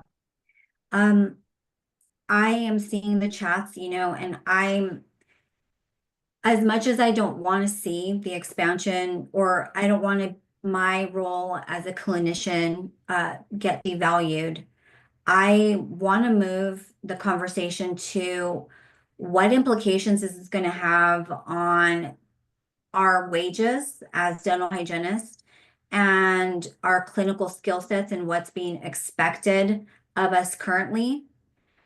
Is this going to lower the bar even further for practice owners to just keep, bare minimum equipment? Oh, I'll update the Cavitron and, give it to the OPA. Or are they going to look to expand their scope of services and allow a hygienist to work as to their higher level of skill? So I want to move the conversation to, do we think how is this going to affect wages for dental assistants? What would they have to pay to become OPA certified? Should they expect, an increase in income? Do they even want to become OPAs because they're already expected to do so much in their role as it is? So thank you, Dr. Ying. And are you able to stay on a little bit longer for more questions? Sure. Okay, excellent. So I want to move to bring on Miss Christy Dila. Thank you so much for being here, Christy. I'll let you take it away. Thank you. Thank you so much for inviting me to chat today. There's a lot of good points that have been made tonight, and I see the chat kind of filling up. I really want to push for the advocacy. If you're unhappy with bills, please participate in your advocacy groups. I know for the dental assisting advocacy, our ADAA has 12 members. And so we have a side advocacy group that has about 10 consistent members. And we have been able to do a lot for our profession, subjectively speaking, with only 10 people. So all the things in the chat regarding your hygiene profession, I urge you to participate in your RDH advocacy groups. Make signs that say that, and go to the Capitol building on days where these types of bills are going to be discussed, because there does have to be more voices heard. As you can see from my background, I do have a CDA, and I know a lot of people are kind of focused on this 120 hours CE. And so I want to kind of clarify that piece, that the bill does say a minimum of 120 hours. The only place that this OPA program can be offered is through dental schools and dental hygiene schools. And whoever writes the curriculum at those individual schools can do more than 120 hours. The dental assisting advocates that were participating in these discussions, we wanted significantly more than 120 hours. And so in the bill, it says a minimum of 120. And then it goes to the discretion of the individual schools offering OPA programs to determine how many hours do we actually want to include, and it can't be less than 120.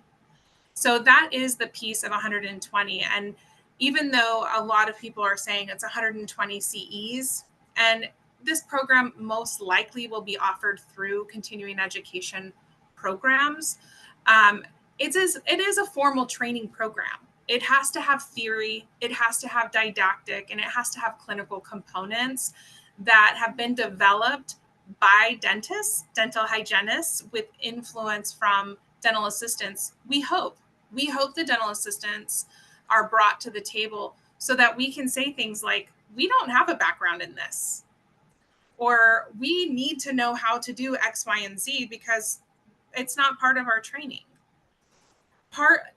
To be even eligible to enroll in these programs, the person would also have to, as you all mentioned before, have the credential of a CDA. And that's something that is super misunderstood in this state. A lot of people promote themselves as a CDA when they're not. And so I do a lot of work to, educate people that when you have a certificate of completion, that does not make you a CDA. To actually earn the credential of a CDA, you do have to take a national board exam that comes comprised of general chairside techniques, infection control, and radiography health safety. Those exams are $275 each, or you can bundle them and take them all in one day, and it's $450. The pass rate was in question last year in legislation. Danby was present, and a lot of people attempt these tests without formal training, and they're not successful. So that CDA piece of requirement to be able to enroll in an OPA program is important to know, that the dental assistant can't just pass an 8-week program and go take the OPA training. They have to actually take national boards and earn that credential, unless they went to an accredited dental assisting program. And an accredited dental assisting program is monitored by a third party to ensure that the type of training is consistent with high expectations. So it has to be a state CTE program, or it has to be a CODA accredited dental assisting program. As the program director for Phoenix College's dental assisting program, our clinical hours of theory, hands-on training, and direct patient care is 965 hours. So 965 hours of theory clinic, and then they have 300 hours of clinical externship as well. We can't go directly from that to OPA duties though. So that's where that OPA training will come in. It's not just 120 hours. If an assistant is striving to get there, they have to have completed a 1 to 2 year dental assisting program. And then they have to be RHS certified and have their coronal polish certification. So that is just to enroll. So a lot of doctors I saw in the chat, there's a lot of concern because assistants are currently employed and they don't have RHS, or they're doing coronal polish and they don't have the CP certificate. Those individuals won't even be able to enroll in the OPA program until they get them. And the costs of those exams are high. So for those 2 exams, it's $560. So for a dental assistant who has had formal training in an accredited dental assisting program, they're looking at least $560 plus their CPR card just to be able to take the OPA training program.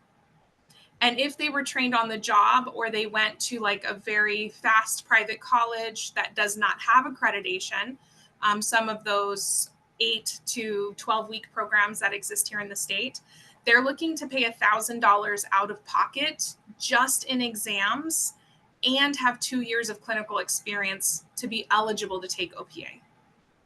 So there is a lot of training required before that 120. And there's also a lot of expense of the dental assistant that's necessary to be able to go through this program. So it should not be something where, we're just, everybody's becoming an OPA. The financial obligation required to even take that path is showing a commitment to the profession with a desire to increase the scope of practice.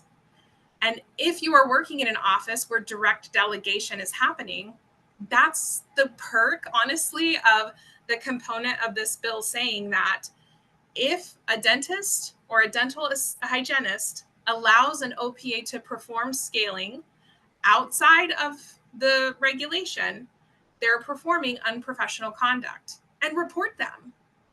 Don't allow that to be happening in the offices in which you're employed without reporting it. This is the only dental assisting regulation that explicitly gives permission for reporting for a dental assistant working outside their scope.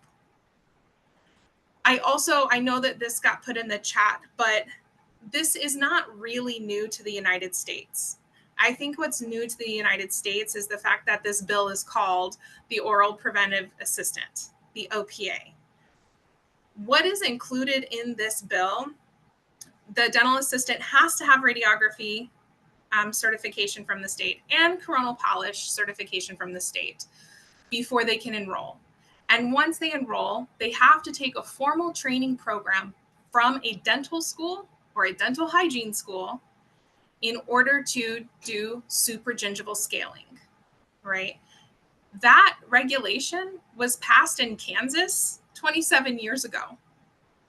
They don't call it an OPA though. They call it an EFTA. So the Kansas EFTA model allows an expanded functions dental assistant, which they call a scaling assistant, to perform coronal polish and supragingival scaling. And they were able to collect data over the course of 10 years, and only 19% of employers employed an EFTA who had scaling certification from the state. So I think the bigger thing with this bill is that it is called an OPA, and Arizona is the first state to pass legislation connected with that term. And I will say that the AZDHA, as well as the dental assisting advocates, did push for a lot of the verbiage in this bill to get added in order to protect the community, to protect the assistants, and to give voice so that if they're being asked to work outside of scope, just pull up the regulation. I see it all the time. When I go into dental offices, I temp in the summers when I'm not working at the college. When I go into dental offices, I get asked all the time to start nitrous. And you know what I say? I don't do that. I'm sorry. It's against my regulation. Anytime I'm asked to do something outside of my regulation, I simply state that. That's not within my regulation. I'm sorry, I don't do that. And they can't force me to physically do it. They might not want me back in their practice, but that's okay because it doesn't align with my ethics anyway. But if you're being forced to work outside your scope, you have the right to file a complaint. And I think that's what we need to empower our assisting community to do, because not all assistants received formal education. Not all assistants were guided to the right pathway. And as leaders in our profession, I'm hearing that from the hygiene community. We are leaders in oral health. We are leaders in our profession.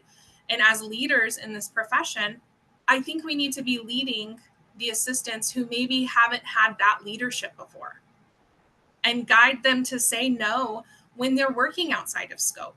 Because when I started in assisting, there were 5 assistants looking at one job, and it was competitive. And the perk now is there's 5 jobs for every 1 assistant. So we have options now. And I think that we have to empower our assisting community to say no if they're being asked to do this. And nobody can even do this until 90 days after March 31st. That was the day the bill was signed. It doesn't actually become a law for 90 days. And then after 90 days, still nobody can do it because there's no training programs that have been developed. And so even at 90 days after signing of the bill, you cannot be asked to perform this. OPA still does not exist. The curriculum needs to happen. And when we look at the wage of the assistant, we have to say in 90 days, is an assistant going to have $1,000 to readily take these exams that they may not quite be prepared for? And then on top of that, they still have to pay for the OPA program. To give some perspective on the assistant's ability to pay for extended training, the expanded functions dental assisting program is between $3,500 and I think $4,200 here in Arizona. It's only offered at 4 campuses. 3 of those campuses currently offer the program. That's a lot of money, not including the cost of loops for a dental assistant. In the state of Arizona, there is only 220 EFTAs with state certification since the bill was approved in 2015. Because the expense, the dental assistants may not be able to afford this. That means they have to have an employer sponsor them. Then they're locked into the employer. So there's a lot of things that are going to cause a delay in this even becoming like a forefront in a practice. And then the final point that I'm happy about, I guess, I'm not necessarily happy. I am officially neutral on the bill, but I am glad that this bill exists because I have seen dentists, like many of you have already said tonight, I've seen dentists ask dental assistants to pick up a scaler and clean teeth. When I was a baby assistant, I was asked to do the same thing. And then it was for one patient, and I was like, okay, uncomfortably. I was a baby assistant, so I didn't know. And then my dentist started putting patients in a column for me, and I had to stand up and say, no. I didn't go to school for this. This isn't what I'm doing. You need to hire a hygienist, or you can go between the two rooms, but I'm not doing cleanings. And guess what? He hired a hygienist the next week. And so I think we have to empower our assistants to stand up and say no, but we also want to empower our assistants to grow. I know hygiene is looking to expand their scope of practice. This is an opportunity for an assistant to expand their scope of practice with education. Again, it's not something that you can just pick somebody up off the street and do. Unfortunately, assisting you can. A general dental assistant in Arizona, anybody can be tomorrow. But for this particular one, they have to make a commitment to education. They have to make a financial commitment, and that's really important. And then the last piece that I'll get to that a lot of people have asked about is CEs. As a CDA, CPFDA, and CRFDA, so I hold 3 credentials specific to dental assisting, I take 24 CEs a year. And I pay $110 a year to renew my credentials. That is more than Arizona requires of dental hygiene. So will we have CEs? If we take the CDA pathway, yes. Just a CDA is 12 continuing education units a year and $70 renewal. If you have additional credentials, you're going to be paying more, and you're going to be taking more CEUs. So that was a piece too a lot of people expressed concern about. The dental assistants who take this pathway are making a commitment to education. They are making a commitment to their profession, and they are going to be trained by hygienists or dentists in a CODA accredited school. Thank you. And yes, the Danby, I saw somebody about monitoring. Danby does do random monitoring of their CDAs where you do have to submit your CEUs. That's great. I love that there's a conversation of empowering, because just like dental assistants are asked to step outside their scope, dental hygienists are often asked to do things that they're not registered or qualified to do.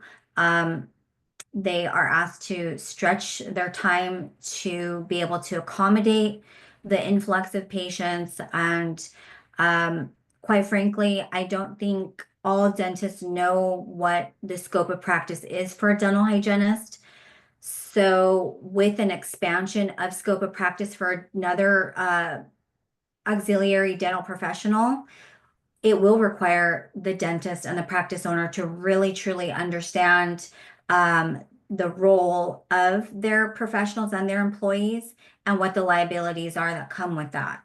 And I see this quite a bit when offices are reaching out to me, asking me for scope of practice for laser and laser perio procedures. So I know for a fact that many dentists do not understand the full scope of what a hygienist can or cannot do, what direct supervision means, what supervision means in general, and what their liabilities are to that provider. So thank you, Christy. Really greatly appreciate your input. Very eloquently said. Thank you very much for that. So let me ask you, Christy, I'm looking on Indeed right now at the rate of pay for a dental assistant. What are you teaching the dental assistants who go through your program at Phoenix College?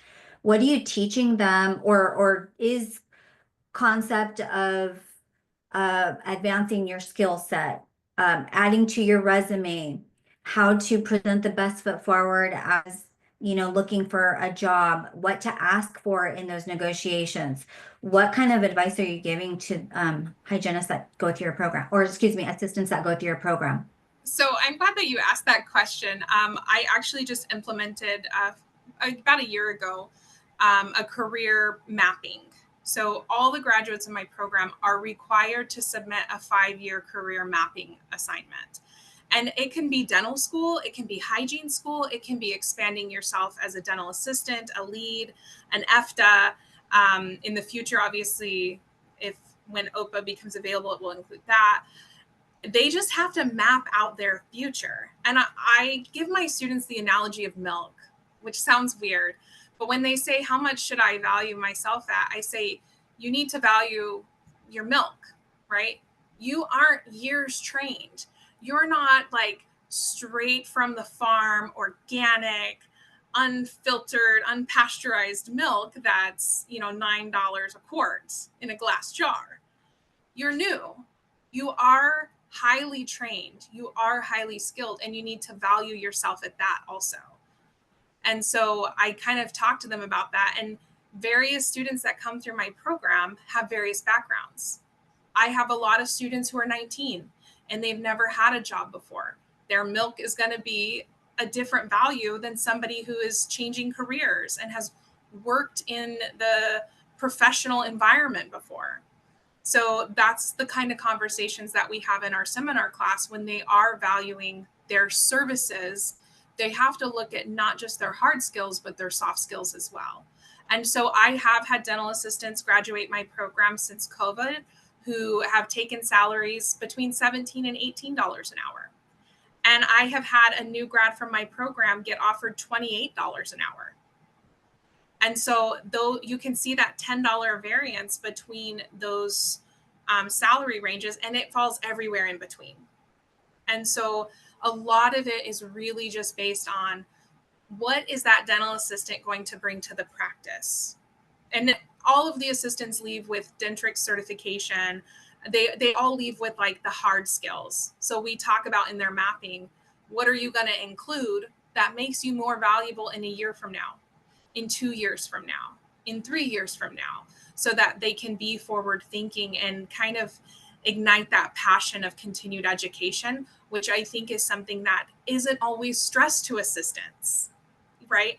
We aren't empowering our assistants to get educated and expand themselves. And if we are, there's 2 pathways: go become a dentist or become a hygienist. But I really believe that we can empower them to go to conferences, to engage in their community, to work in advocacy, and that empowers them just as much. Thank you. Thank you so much.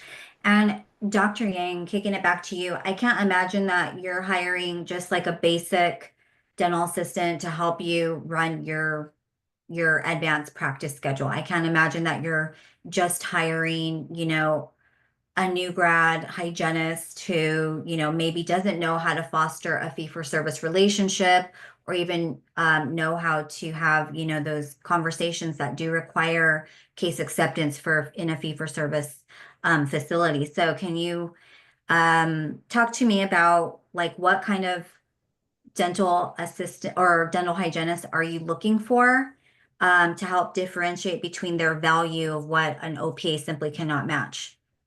Yeah, so I have a concept, belief system, and when I hire anyone, my front office, back office, um, hygienist, I don't hire based on um, necessarily amount of skill or amount of knowledge that you have. I believe in hiring good people. Um, that might be something really simple concept, but I hire people who care about others. I hire people who, generally care about my patients, and people who are kind. Um, so, I'm not necessarily looking for the hygienist that comes in with 20 years of experience or 10 years of experience. It's more when I go ahead and interview people, I can, it may be sappy to say, but I'm looking for, I can see people's heart and how they are going to treat my patients. Fee for service has a lot to do with building relationships. Generally spending time with my patients and getting to know them. So when I'm looking for a dental hygienist, one of the things I do look for the gift of gab. You need to be able to talk to my patients. You need to be able to, instead of faking it, care enough to really go through, understand the preventive healthcare and understand what's best for them. I'm not a seller in my practice, so my hygienist doesn't go and sell whitening or, whatever it is. I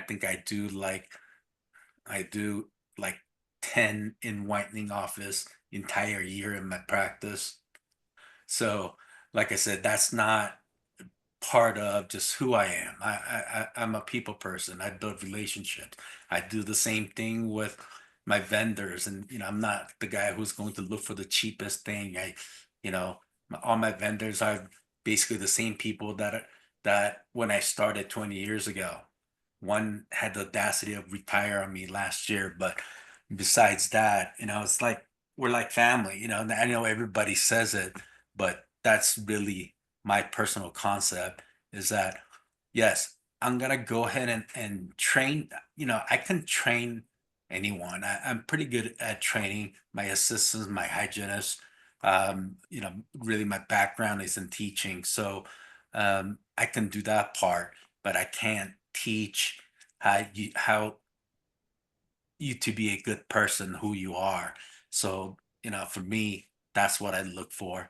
And, I'll will go ahead and make up the maybe not, if you don't have the strongest clinical skills or whatever, I'll go ahead and spend that time and money to go ahead and train that person. Thank you, Dr. Yang. And Kim, I would love to hear from you. What special qualities are you looking for in a hygienist that are going to differentiate between, OPA and hygiene? And then I'll have you unmute, please. Thank you so much.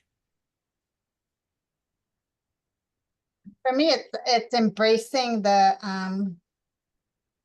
importance of collaboration with the dentist and to really make sure that there's somebody who appreciates and respects that relationship. And also more of an entrepreneurial mindset, somebody who can think outside the box of the 1 hour per patient, everything it just has to be just so, and to take more of a ownership hat and to think of it as more of your own department, and to look at the opportunities that are there to produce and to be a better hygienist. Like I want hygienists who can see the vision of like all these things that owners ask, or doctors ask them to do, and to really take it and incorporate it into their conversations with patients, instead of just talking about the weddings and the kids and the grandbabies and the vacations. And all of that's important, as Dr. Yang presents, to connect with the patients and have that personal relationship.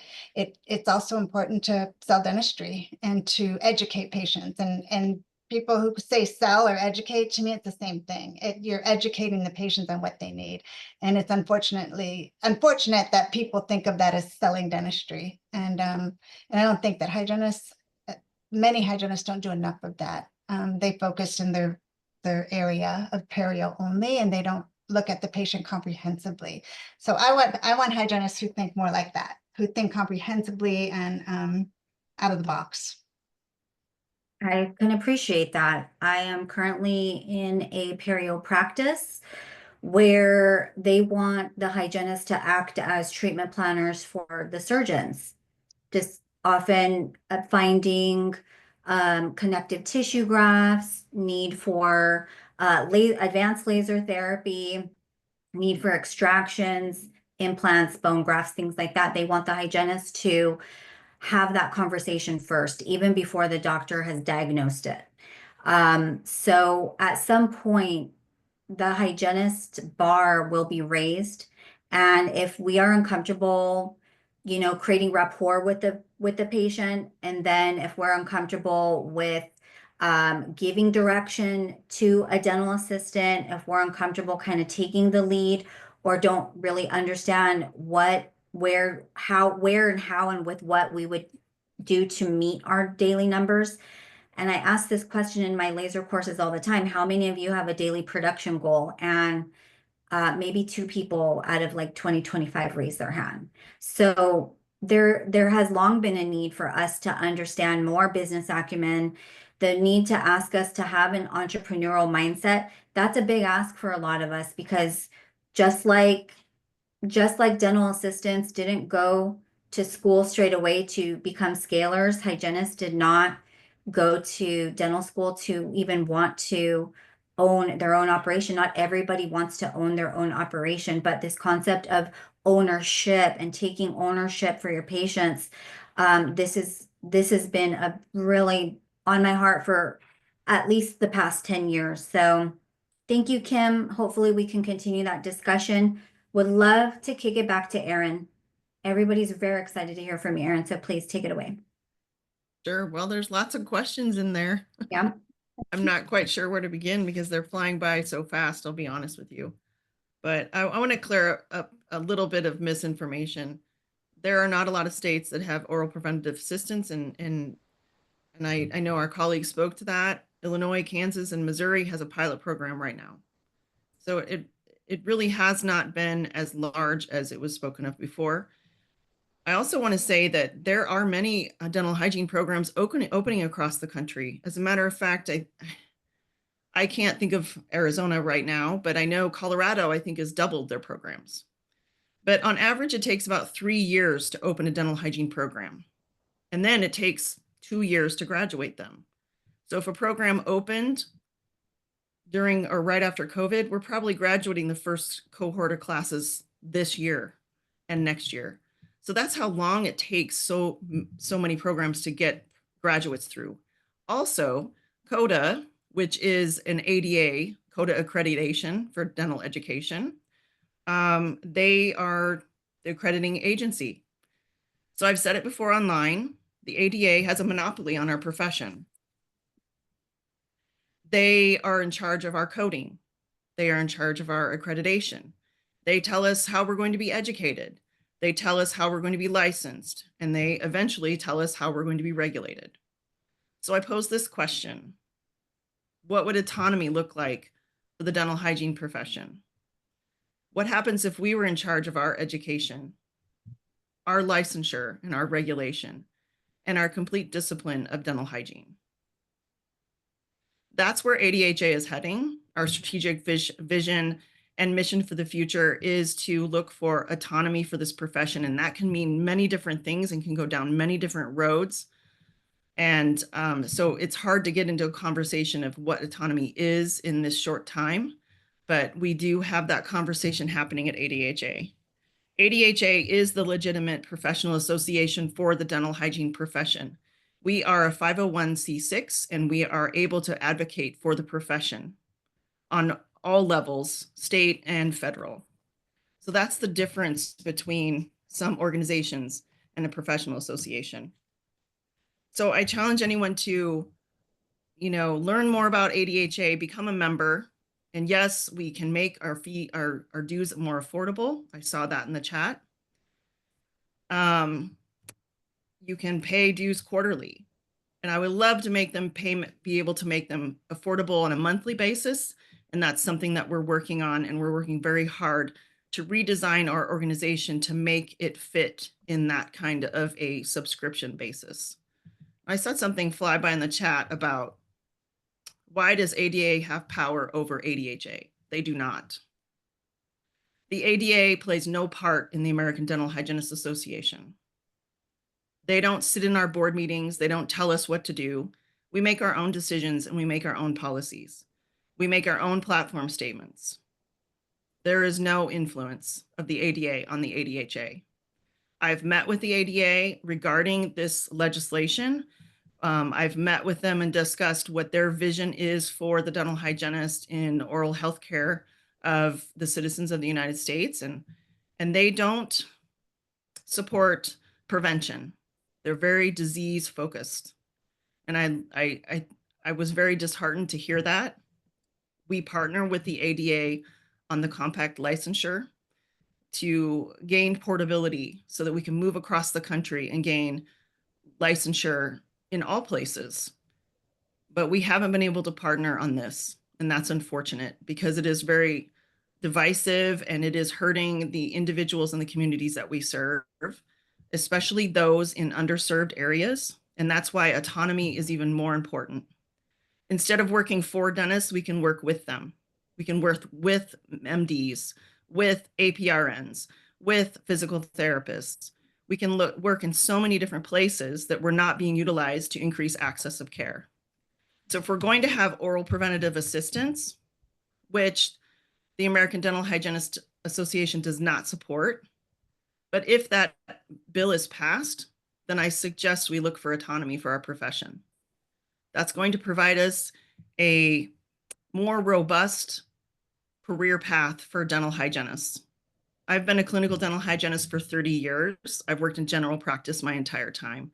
I understand the business of dentistry. If we want to talk about insurance reform, we need to be on the federal platform. It doesn't happen at the state level. And those discussions don't help on social media. Those happen in Washington, D.C. So again, becoming a member of the legitimate professional association that represents the dental hygiene profession is becoming a member of the American Dental Hygienists Association. Formulating a union is a big conversation. I saw that in the chat. I have lots of notes. Beautiful. A union is a whole different animal and won't work in this instance.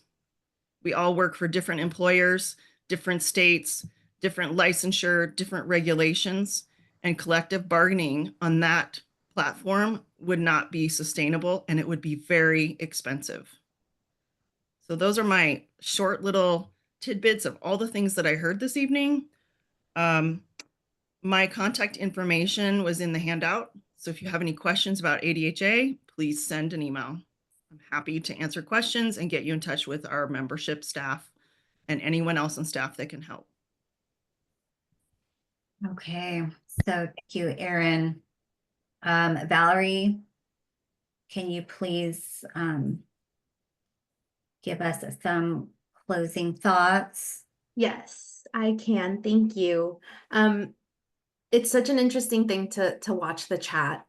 And I just want to say that, you know, as a practicing dental hygienist, as a mother of 2 children, as a wife, you know, you want to hold yourself with respect and you want to speak to others with respect. And, you know, I ask that of the dental hygienists here and of the people who are here. You know, as Elaine said, we are here. I worked clinical today. We're here giving our time to educate you, to give you the information that you have asked for, and to let you know that, yes, this bill, Senate Bill 1124, did pass in Arizona. It was signed into law, and it will become law 90 days from that date. So that has happened. The battle happened. I was there. I, you know, thankfully for my doctor, I went to the Capitol, I spoke. So all of that is over. And I don't know what Arizona hygienists want to hear. We're sorry that it happened. I mean, we did the best that we could with the hand that we were dealt. If we had more people, more opportunity, then, you know, we could have possibly done more. But as a member of the Arizona Dental Hygienist Advocacy Team, I am proud of what we did. Am I proud that this bill passed? No, we didn't want it to pass, but it did. With that, it passed differently than it would have originally because of the work that myself and Christy and AZDHA did. So, you know, it's hard for me when we don't have volunteers to have so many people saying all these things that we can't control. We can't control the Board of Dental Examiners and how quickly they decide to, you know, make rules on these things. We have zero control on that. We can't control the Arizona Dental Association, who has their own agenda following the American Dental Association's, you know, guidelines. We can't control any of that. What we can control is how we see and treat our patients, how we educate our patients on the work that we do. And I'm sure, just like I've seen on the comments, if you start talking to your patients about this bill, you know what they will say? I don't want to see them. I want to see a dental hygienist. And so dental hygiene is not going to the wayside. Dental hygiene is transforming. We are going to start looking outside of the four walls of our operatory. We have so much value to our communities, to our community's oral health. So, you know, we need to step up too. I love being a hygienist. I've been a hygienist this year, 8 years. I was a dental assistant for 15 years before that. So, you know, we need to stop this bashing on dentists, bashing on hygienists, bashing on dental assistants. We need to all just get together and see, okay, this happened, period. This happened, period. Educate yourself on what the bill shows. I tried my best to do that for you today, but this happened. Going forward, unite with us.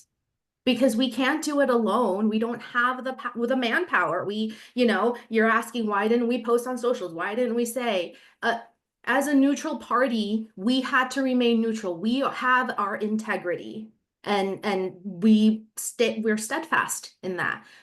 Our Southern component was very active. They did not have to remain neutral, so they didn't, and they posted, and we would repost some things, you know? It's just, I'm taking accountability for the work that I did on this bill. Take accountability for what you are doing to change your neighbor's perspective on what dental hygienists do, to educate your patients on what dental hygienists do, to consider, what does your 5-year plan look like? Because for me, my dream has been to work in hospitals. I see dental hygienists in hospitals. I was fortunate enough to go to St. Joseph Hospital for an internship through my Phoenix College education. That hit me like a ton of bricks. That is my calling. Can I do that right now? No. You know, there is one hygienist practicing in hospitals, and she works at Phoenix Children's, educating the doctors and the nurses on the oral healthcare and systemic link, right? So there are so many options. Hygiene is not dead. Hygiene is evolving. Hygiene is going to show, as we reach for autonomy, all the things that we can do and how valuable we are to our communities. Thank you, Valerie. And that kind of leaves me with what I wanted to say from the very beginning is, I was a dental assistant at one point in my career. I did it for maybe 1.5 years, and then I went back to advance my education to becoming a dental hygienist.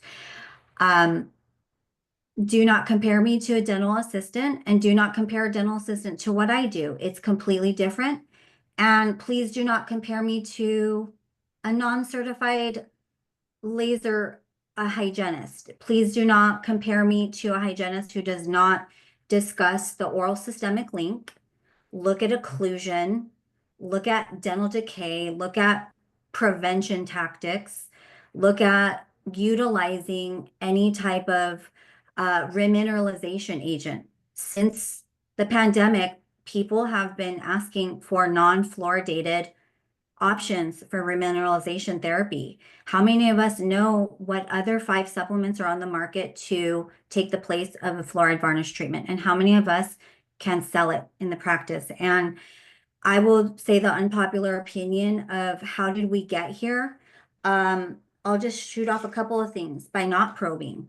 I can't tell you, since I've been back into clinical hygiene, I've gone into practices and I see no probe charts.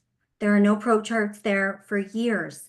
And these are hygienists that have been taking care of these patients of record for several years. We are managed care providers. So I know it was very nice and fun to hear Dr. Yang say, I like a hygienist with the gift of gab, but there's a reason why that soft skill is instrumental in a fee-for-service facility, because you need to be able to maintain a long-term relationship with these patients. And we also need to be able to feel comfortable with financial conversations. Long is dead, the concept of the dental office is not a dental business.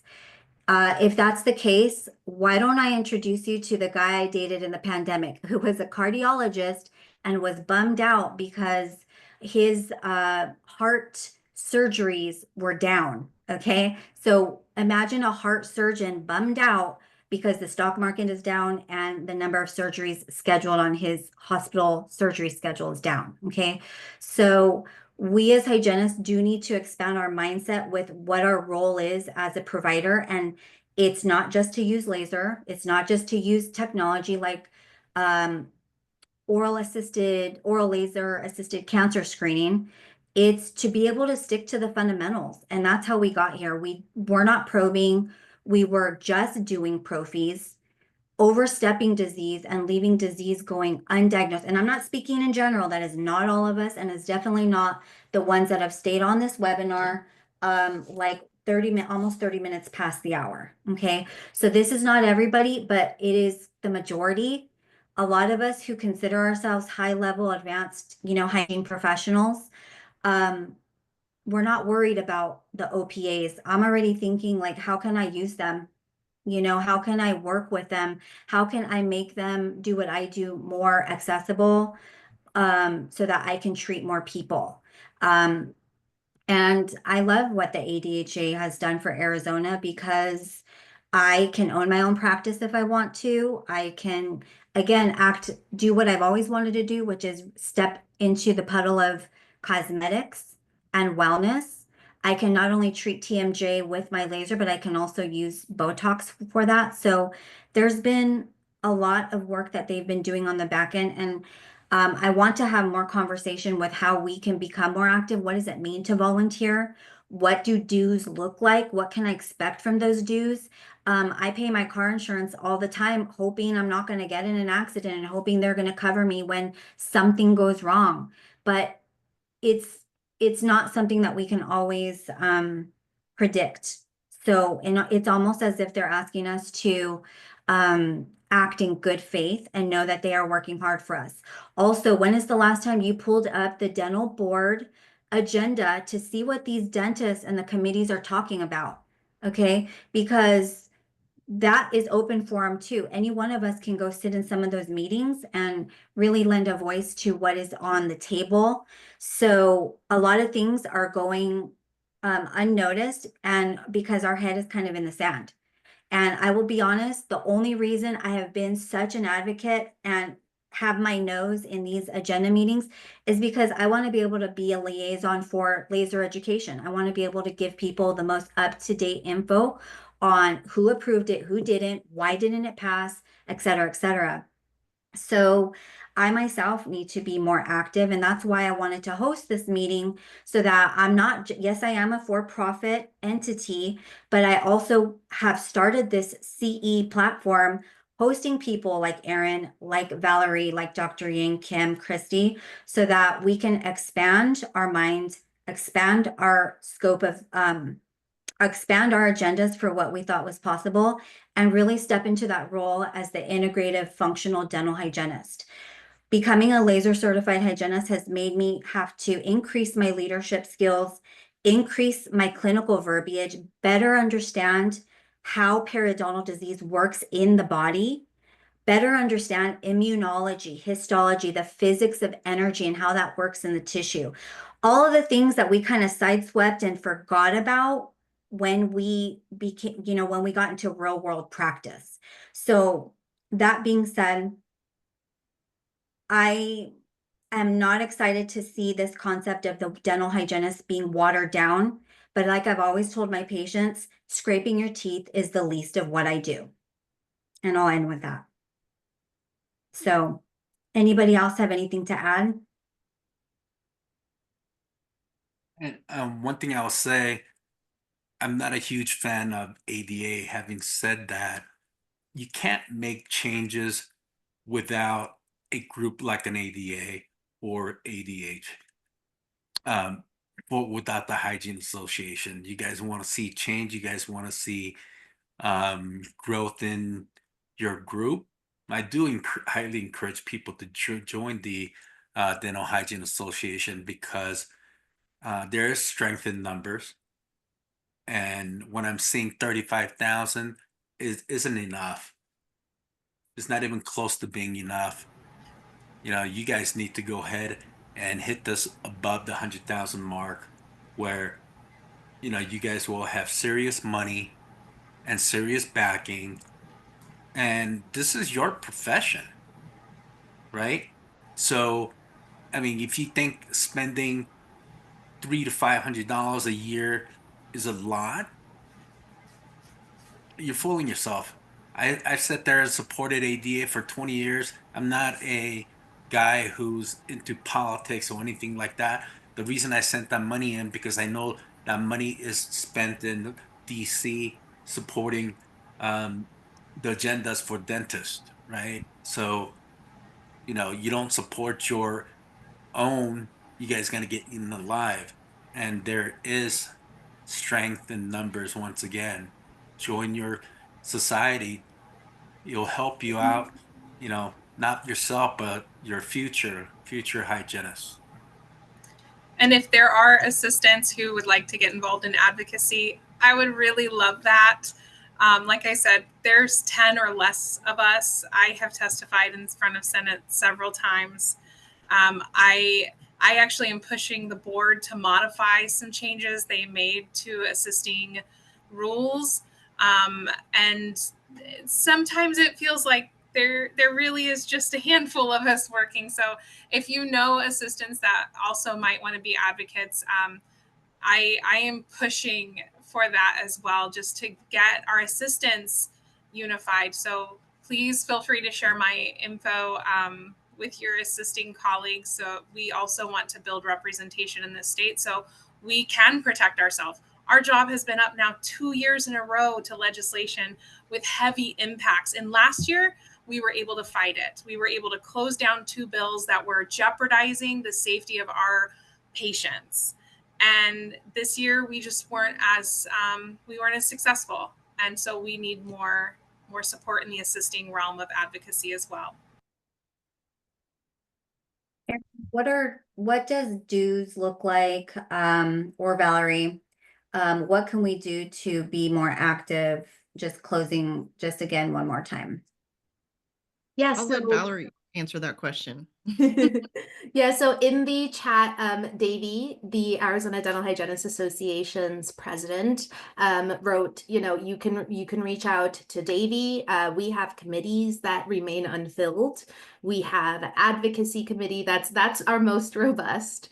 We have a communication committee. Our impact or events, you know, our impact conference is coming up in August here in Scottsdale at the Omni Resort. That is our biggest fundraiser of the year. Please tell your friends, attend. It's such a great time. It's hygiene focused, and it's actually, you know, our proud child every year. And again, you know, this is a very small group of people running this association. So Davey did put her email in the chat. So if you are interested in joining committees, our General Assembly is in October. You know, we have events that we have coming up. So if you're interested, please reach out to Davey, and then she can direct you in certain ways. I am involved with advocacy and the General Assembly. You know, Davey is involved with the Impact Conference. We have Davina and Denise on the board as well. Denise is our treasurer. So we need all the help we can get. So reach out to Davey and we'll point you in the right direction and start, as Erin said, getting boots on the ground. That would be amazing. Thank you. Any last words, Kim or Dr. Yang? Okay, in the spirit of advancing our skills, making us stronger as clinicians, and in the fundamental areas of oral cancer screening, oral systemic conversations, immunology, screenings, assessments, all of the fundamental conversations that ideally we're having in our practice, like many of you are.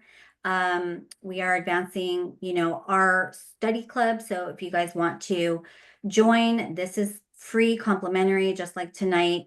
And many of our CEs that we offer on this platform are going to be free so that we can do our part to advance the profession. So I would love to see you guys in this our next program that we're having available. April is Oral Cancer Awareness Month. So in the spirit of being the best clinicians that we can be and, going above and beyond for our patients, that's one that we are offering. And then this is my contact info if you guys have questions on tonight's CE. Yes, we will be giving you guys CE credits worth 2.5. So whoever's been on this long, thank you so much for your dedication and your time. Definitely will expand the amount of CE credits that you guys have being offered to you. And let me know what other programs you guys want to see, because in my years of being on the CE circuit, in my years of collaborating with other highly advanced professionals who truly, truly care about the dental hygiene role and the role we play in the community, in the practice, in building the business, and building relationships with patients. I have many people that I want to bring on and show you guys. So definitely looking forward to seeing you guys at future events. So thank you. Thank you. Thank you. Thanks, Elaine. Yes, Thanks. thank you, Elaine, for Thank you, Elaine. reaching out and for getting all of us together. It's so touching that you really wanted Arizona hygienists to get the information right. So thank you. Thank you, Valerie. I greatly appreciate your time. Thank you so much. Thanks a lot, Erin. I know Thank it's you. late where you are too. Thank you, Christy. Thank you, Dr. Yang. And I will be on, just as people leave. And if there's any other questions that you guys have in the chat, feel free to put them in. At least it helps us knowing what's on your mind. I know it's a very emotionally charged topic. So this definitely doesn't end the conversation. It's just hopefully somewhere where we can begin to move forward. So Elaine, and just in case you get asked to, one of the things I wasn't able to touch on, there was a couple comments about, using financial aid or federal loans and things like that to pay for the training. I don't imagine at this point that that's an option. I know it's not an option for EFTA. And Okay. so if students are planning to take this, they're probably not going to be able to take federal loans and things. There was a chat comment to that extent. So okay. Thank you. And your CEs will be emailed to you. For those of you who are watching on demand, on below of our website or on below of the YouTube comment section, that if you're watching from YouTube, it will be the link to get your CE credits will be there. So I ask you, if you're an on-demand listener, please follow the prompts in the program notes. Or on our website. There's a place that says get your on-demand CEs. You can fill out that form and we will send it to you. Someone from my team will get that out to you. So no worries on that. We will definitely take care of you guys. thanks for having me as part of this. Thank you, Christy. Can we throw in the chat, Valerie, a link to pay the dues? Oh, there we go, Gina Foster. Thank you. So if anybody feels empowered to support financially so that we can continue to advance the profession, that'd be great. Thanks, guys. I'm seeing all the hate comments she was condescending. Well, it's true. There's people that don't probe out there. Oh my gosh, Elaine, it's such, we have to own our stuff. There are many hygienists out there not practicing at the top of their scope. I probe my patients every time. And, some people think that's excessive. I think gum tissue changes and I want to be prepared for that change when it happens. I have worked with hygienists in the past that don't probe, that their notes say that the updated periodontal probing C periodontal chart, and you go in there and it's 3 years old, you know? So let's own our profession. Let's take it back. Let's be the practitioners that we are meant to be. So start now. Exactly. And when I asked Erin to join this program, she's like, Elaine, it's not all about, lasers and perio. And I 100% agree. Like, please don't even look to become laser certified if you're not comfortable probing every visit every time, because the laser will require that discipline that Erin said. There's a discipline that comes with more advocacy, more autonomy. And, I've had to meet with myself many times on what am I willing to show up and do and not do? What conversations am I having, not having? I've had to meet with myself at many, many steps of the way, as I aspire to be, the better hygienist that I can be. So yeah, it's not just about one thing. The integrative functional hygienist has a strong knowledge of perio, has a strong knowledge of airway, how sleeping patterns and sleep quality affect the health, longevity, and wellness of the immune system, and indirectly the oral cavity, the periodontium. What are we screening for in terms of oral cancer?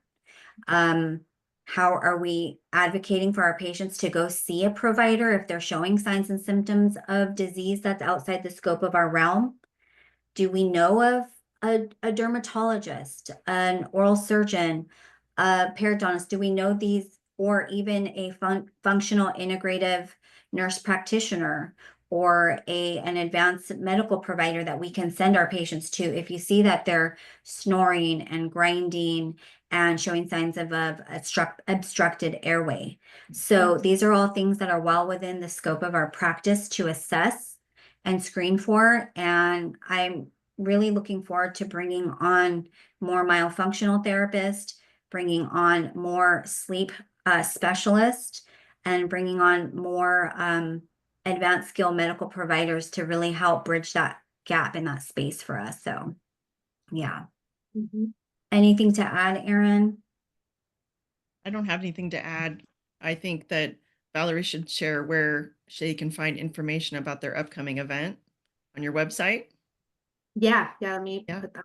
And ADHA events, Long Beach registration will open in May, and there will likely be a promo code, but get registered quickly because those end very fast if you want to come to Long Beach. But I would look forward to meeting any of you in Long Beach at ADHA 25 for California Dreamin'. That's not our term, but we're hygiene dreamin'. To join us there and experience what ADHA has to offer in annual conference. You guys. And What's the one in Arizona? It's I'll called be, the Impact Conference. I'll be sharing those links in the post email as well. So you guys can attend those, and hopefully we see you all there. Thanks, Valerie. How can I find you on YouTube? Just Dental Laser Integrations. There's there's quite a few other CEs in there that we've been uploading, and we're constantly going to be uploading more programs as they come available. So definitely have that. So I'll stay on for 5 more minutes if you guys have any more questions, and then we'll call it a wrap. Thank you for being here. Grateful for your opinions, grateful for your inputs, and I hope I did my job of giving you guys an unbiased program, because I was trying not to put my 2 cents in too much. So hopefully I stuck to that. So thank you. You did great, Elaine. There's always 2 sides to every coin. Thank you. Played the devil's advocate today. And Christy did a phenomenal job, very well spoken. She did very well. It's, she brings that dental assisting perspective, the one that was completely missing from this bill. Totally. And if you guys want the CE, unfortunately, I don't have the manpower to send you guys one directly through your emails that you're sending in the chat.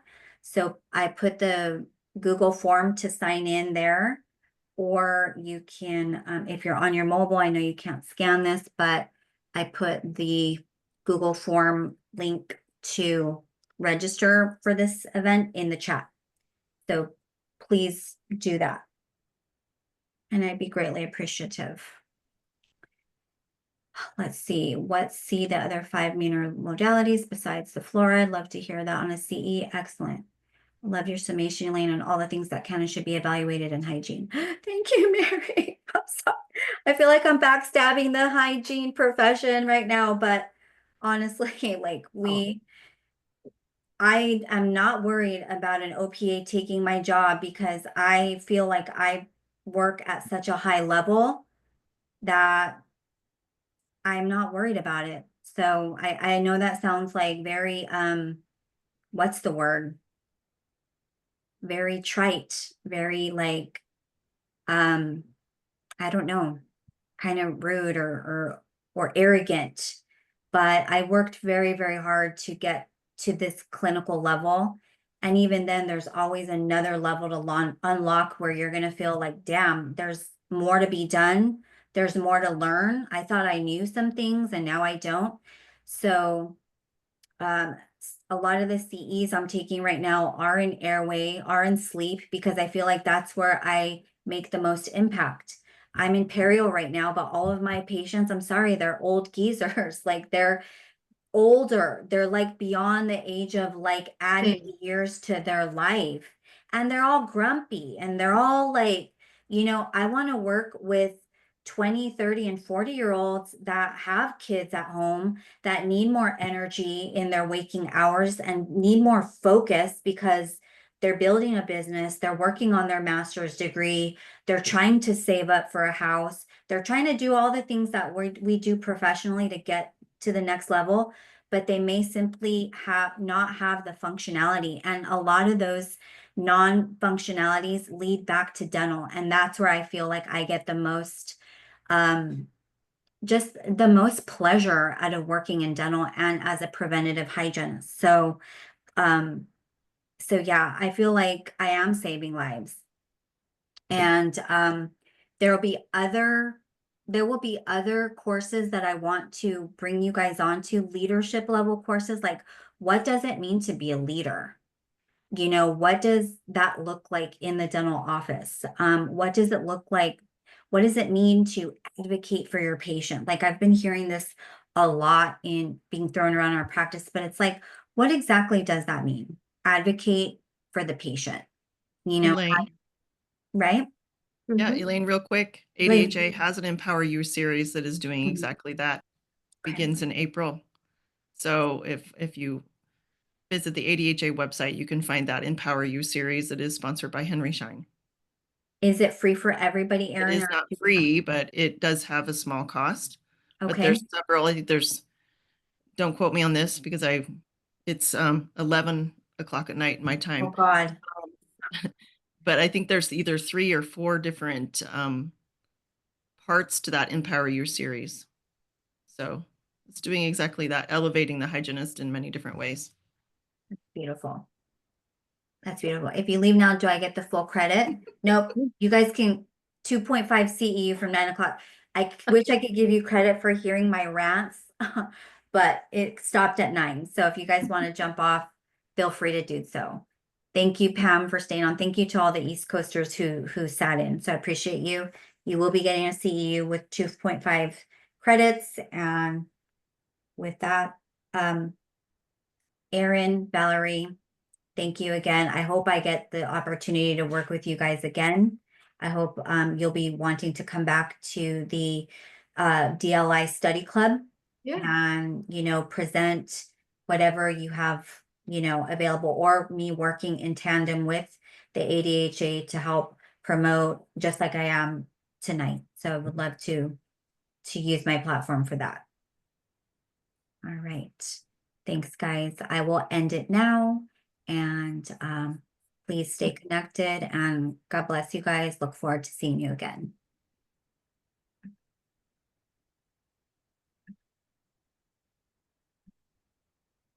Okay, stopping that share. Good night, Valerie. I hope I see you Good again. night. Thank you so much. That was amazing. I'm going to stop record.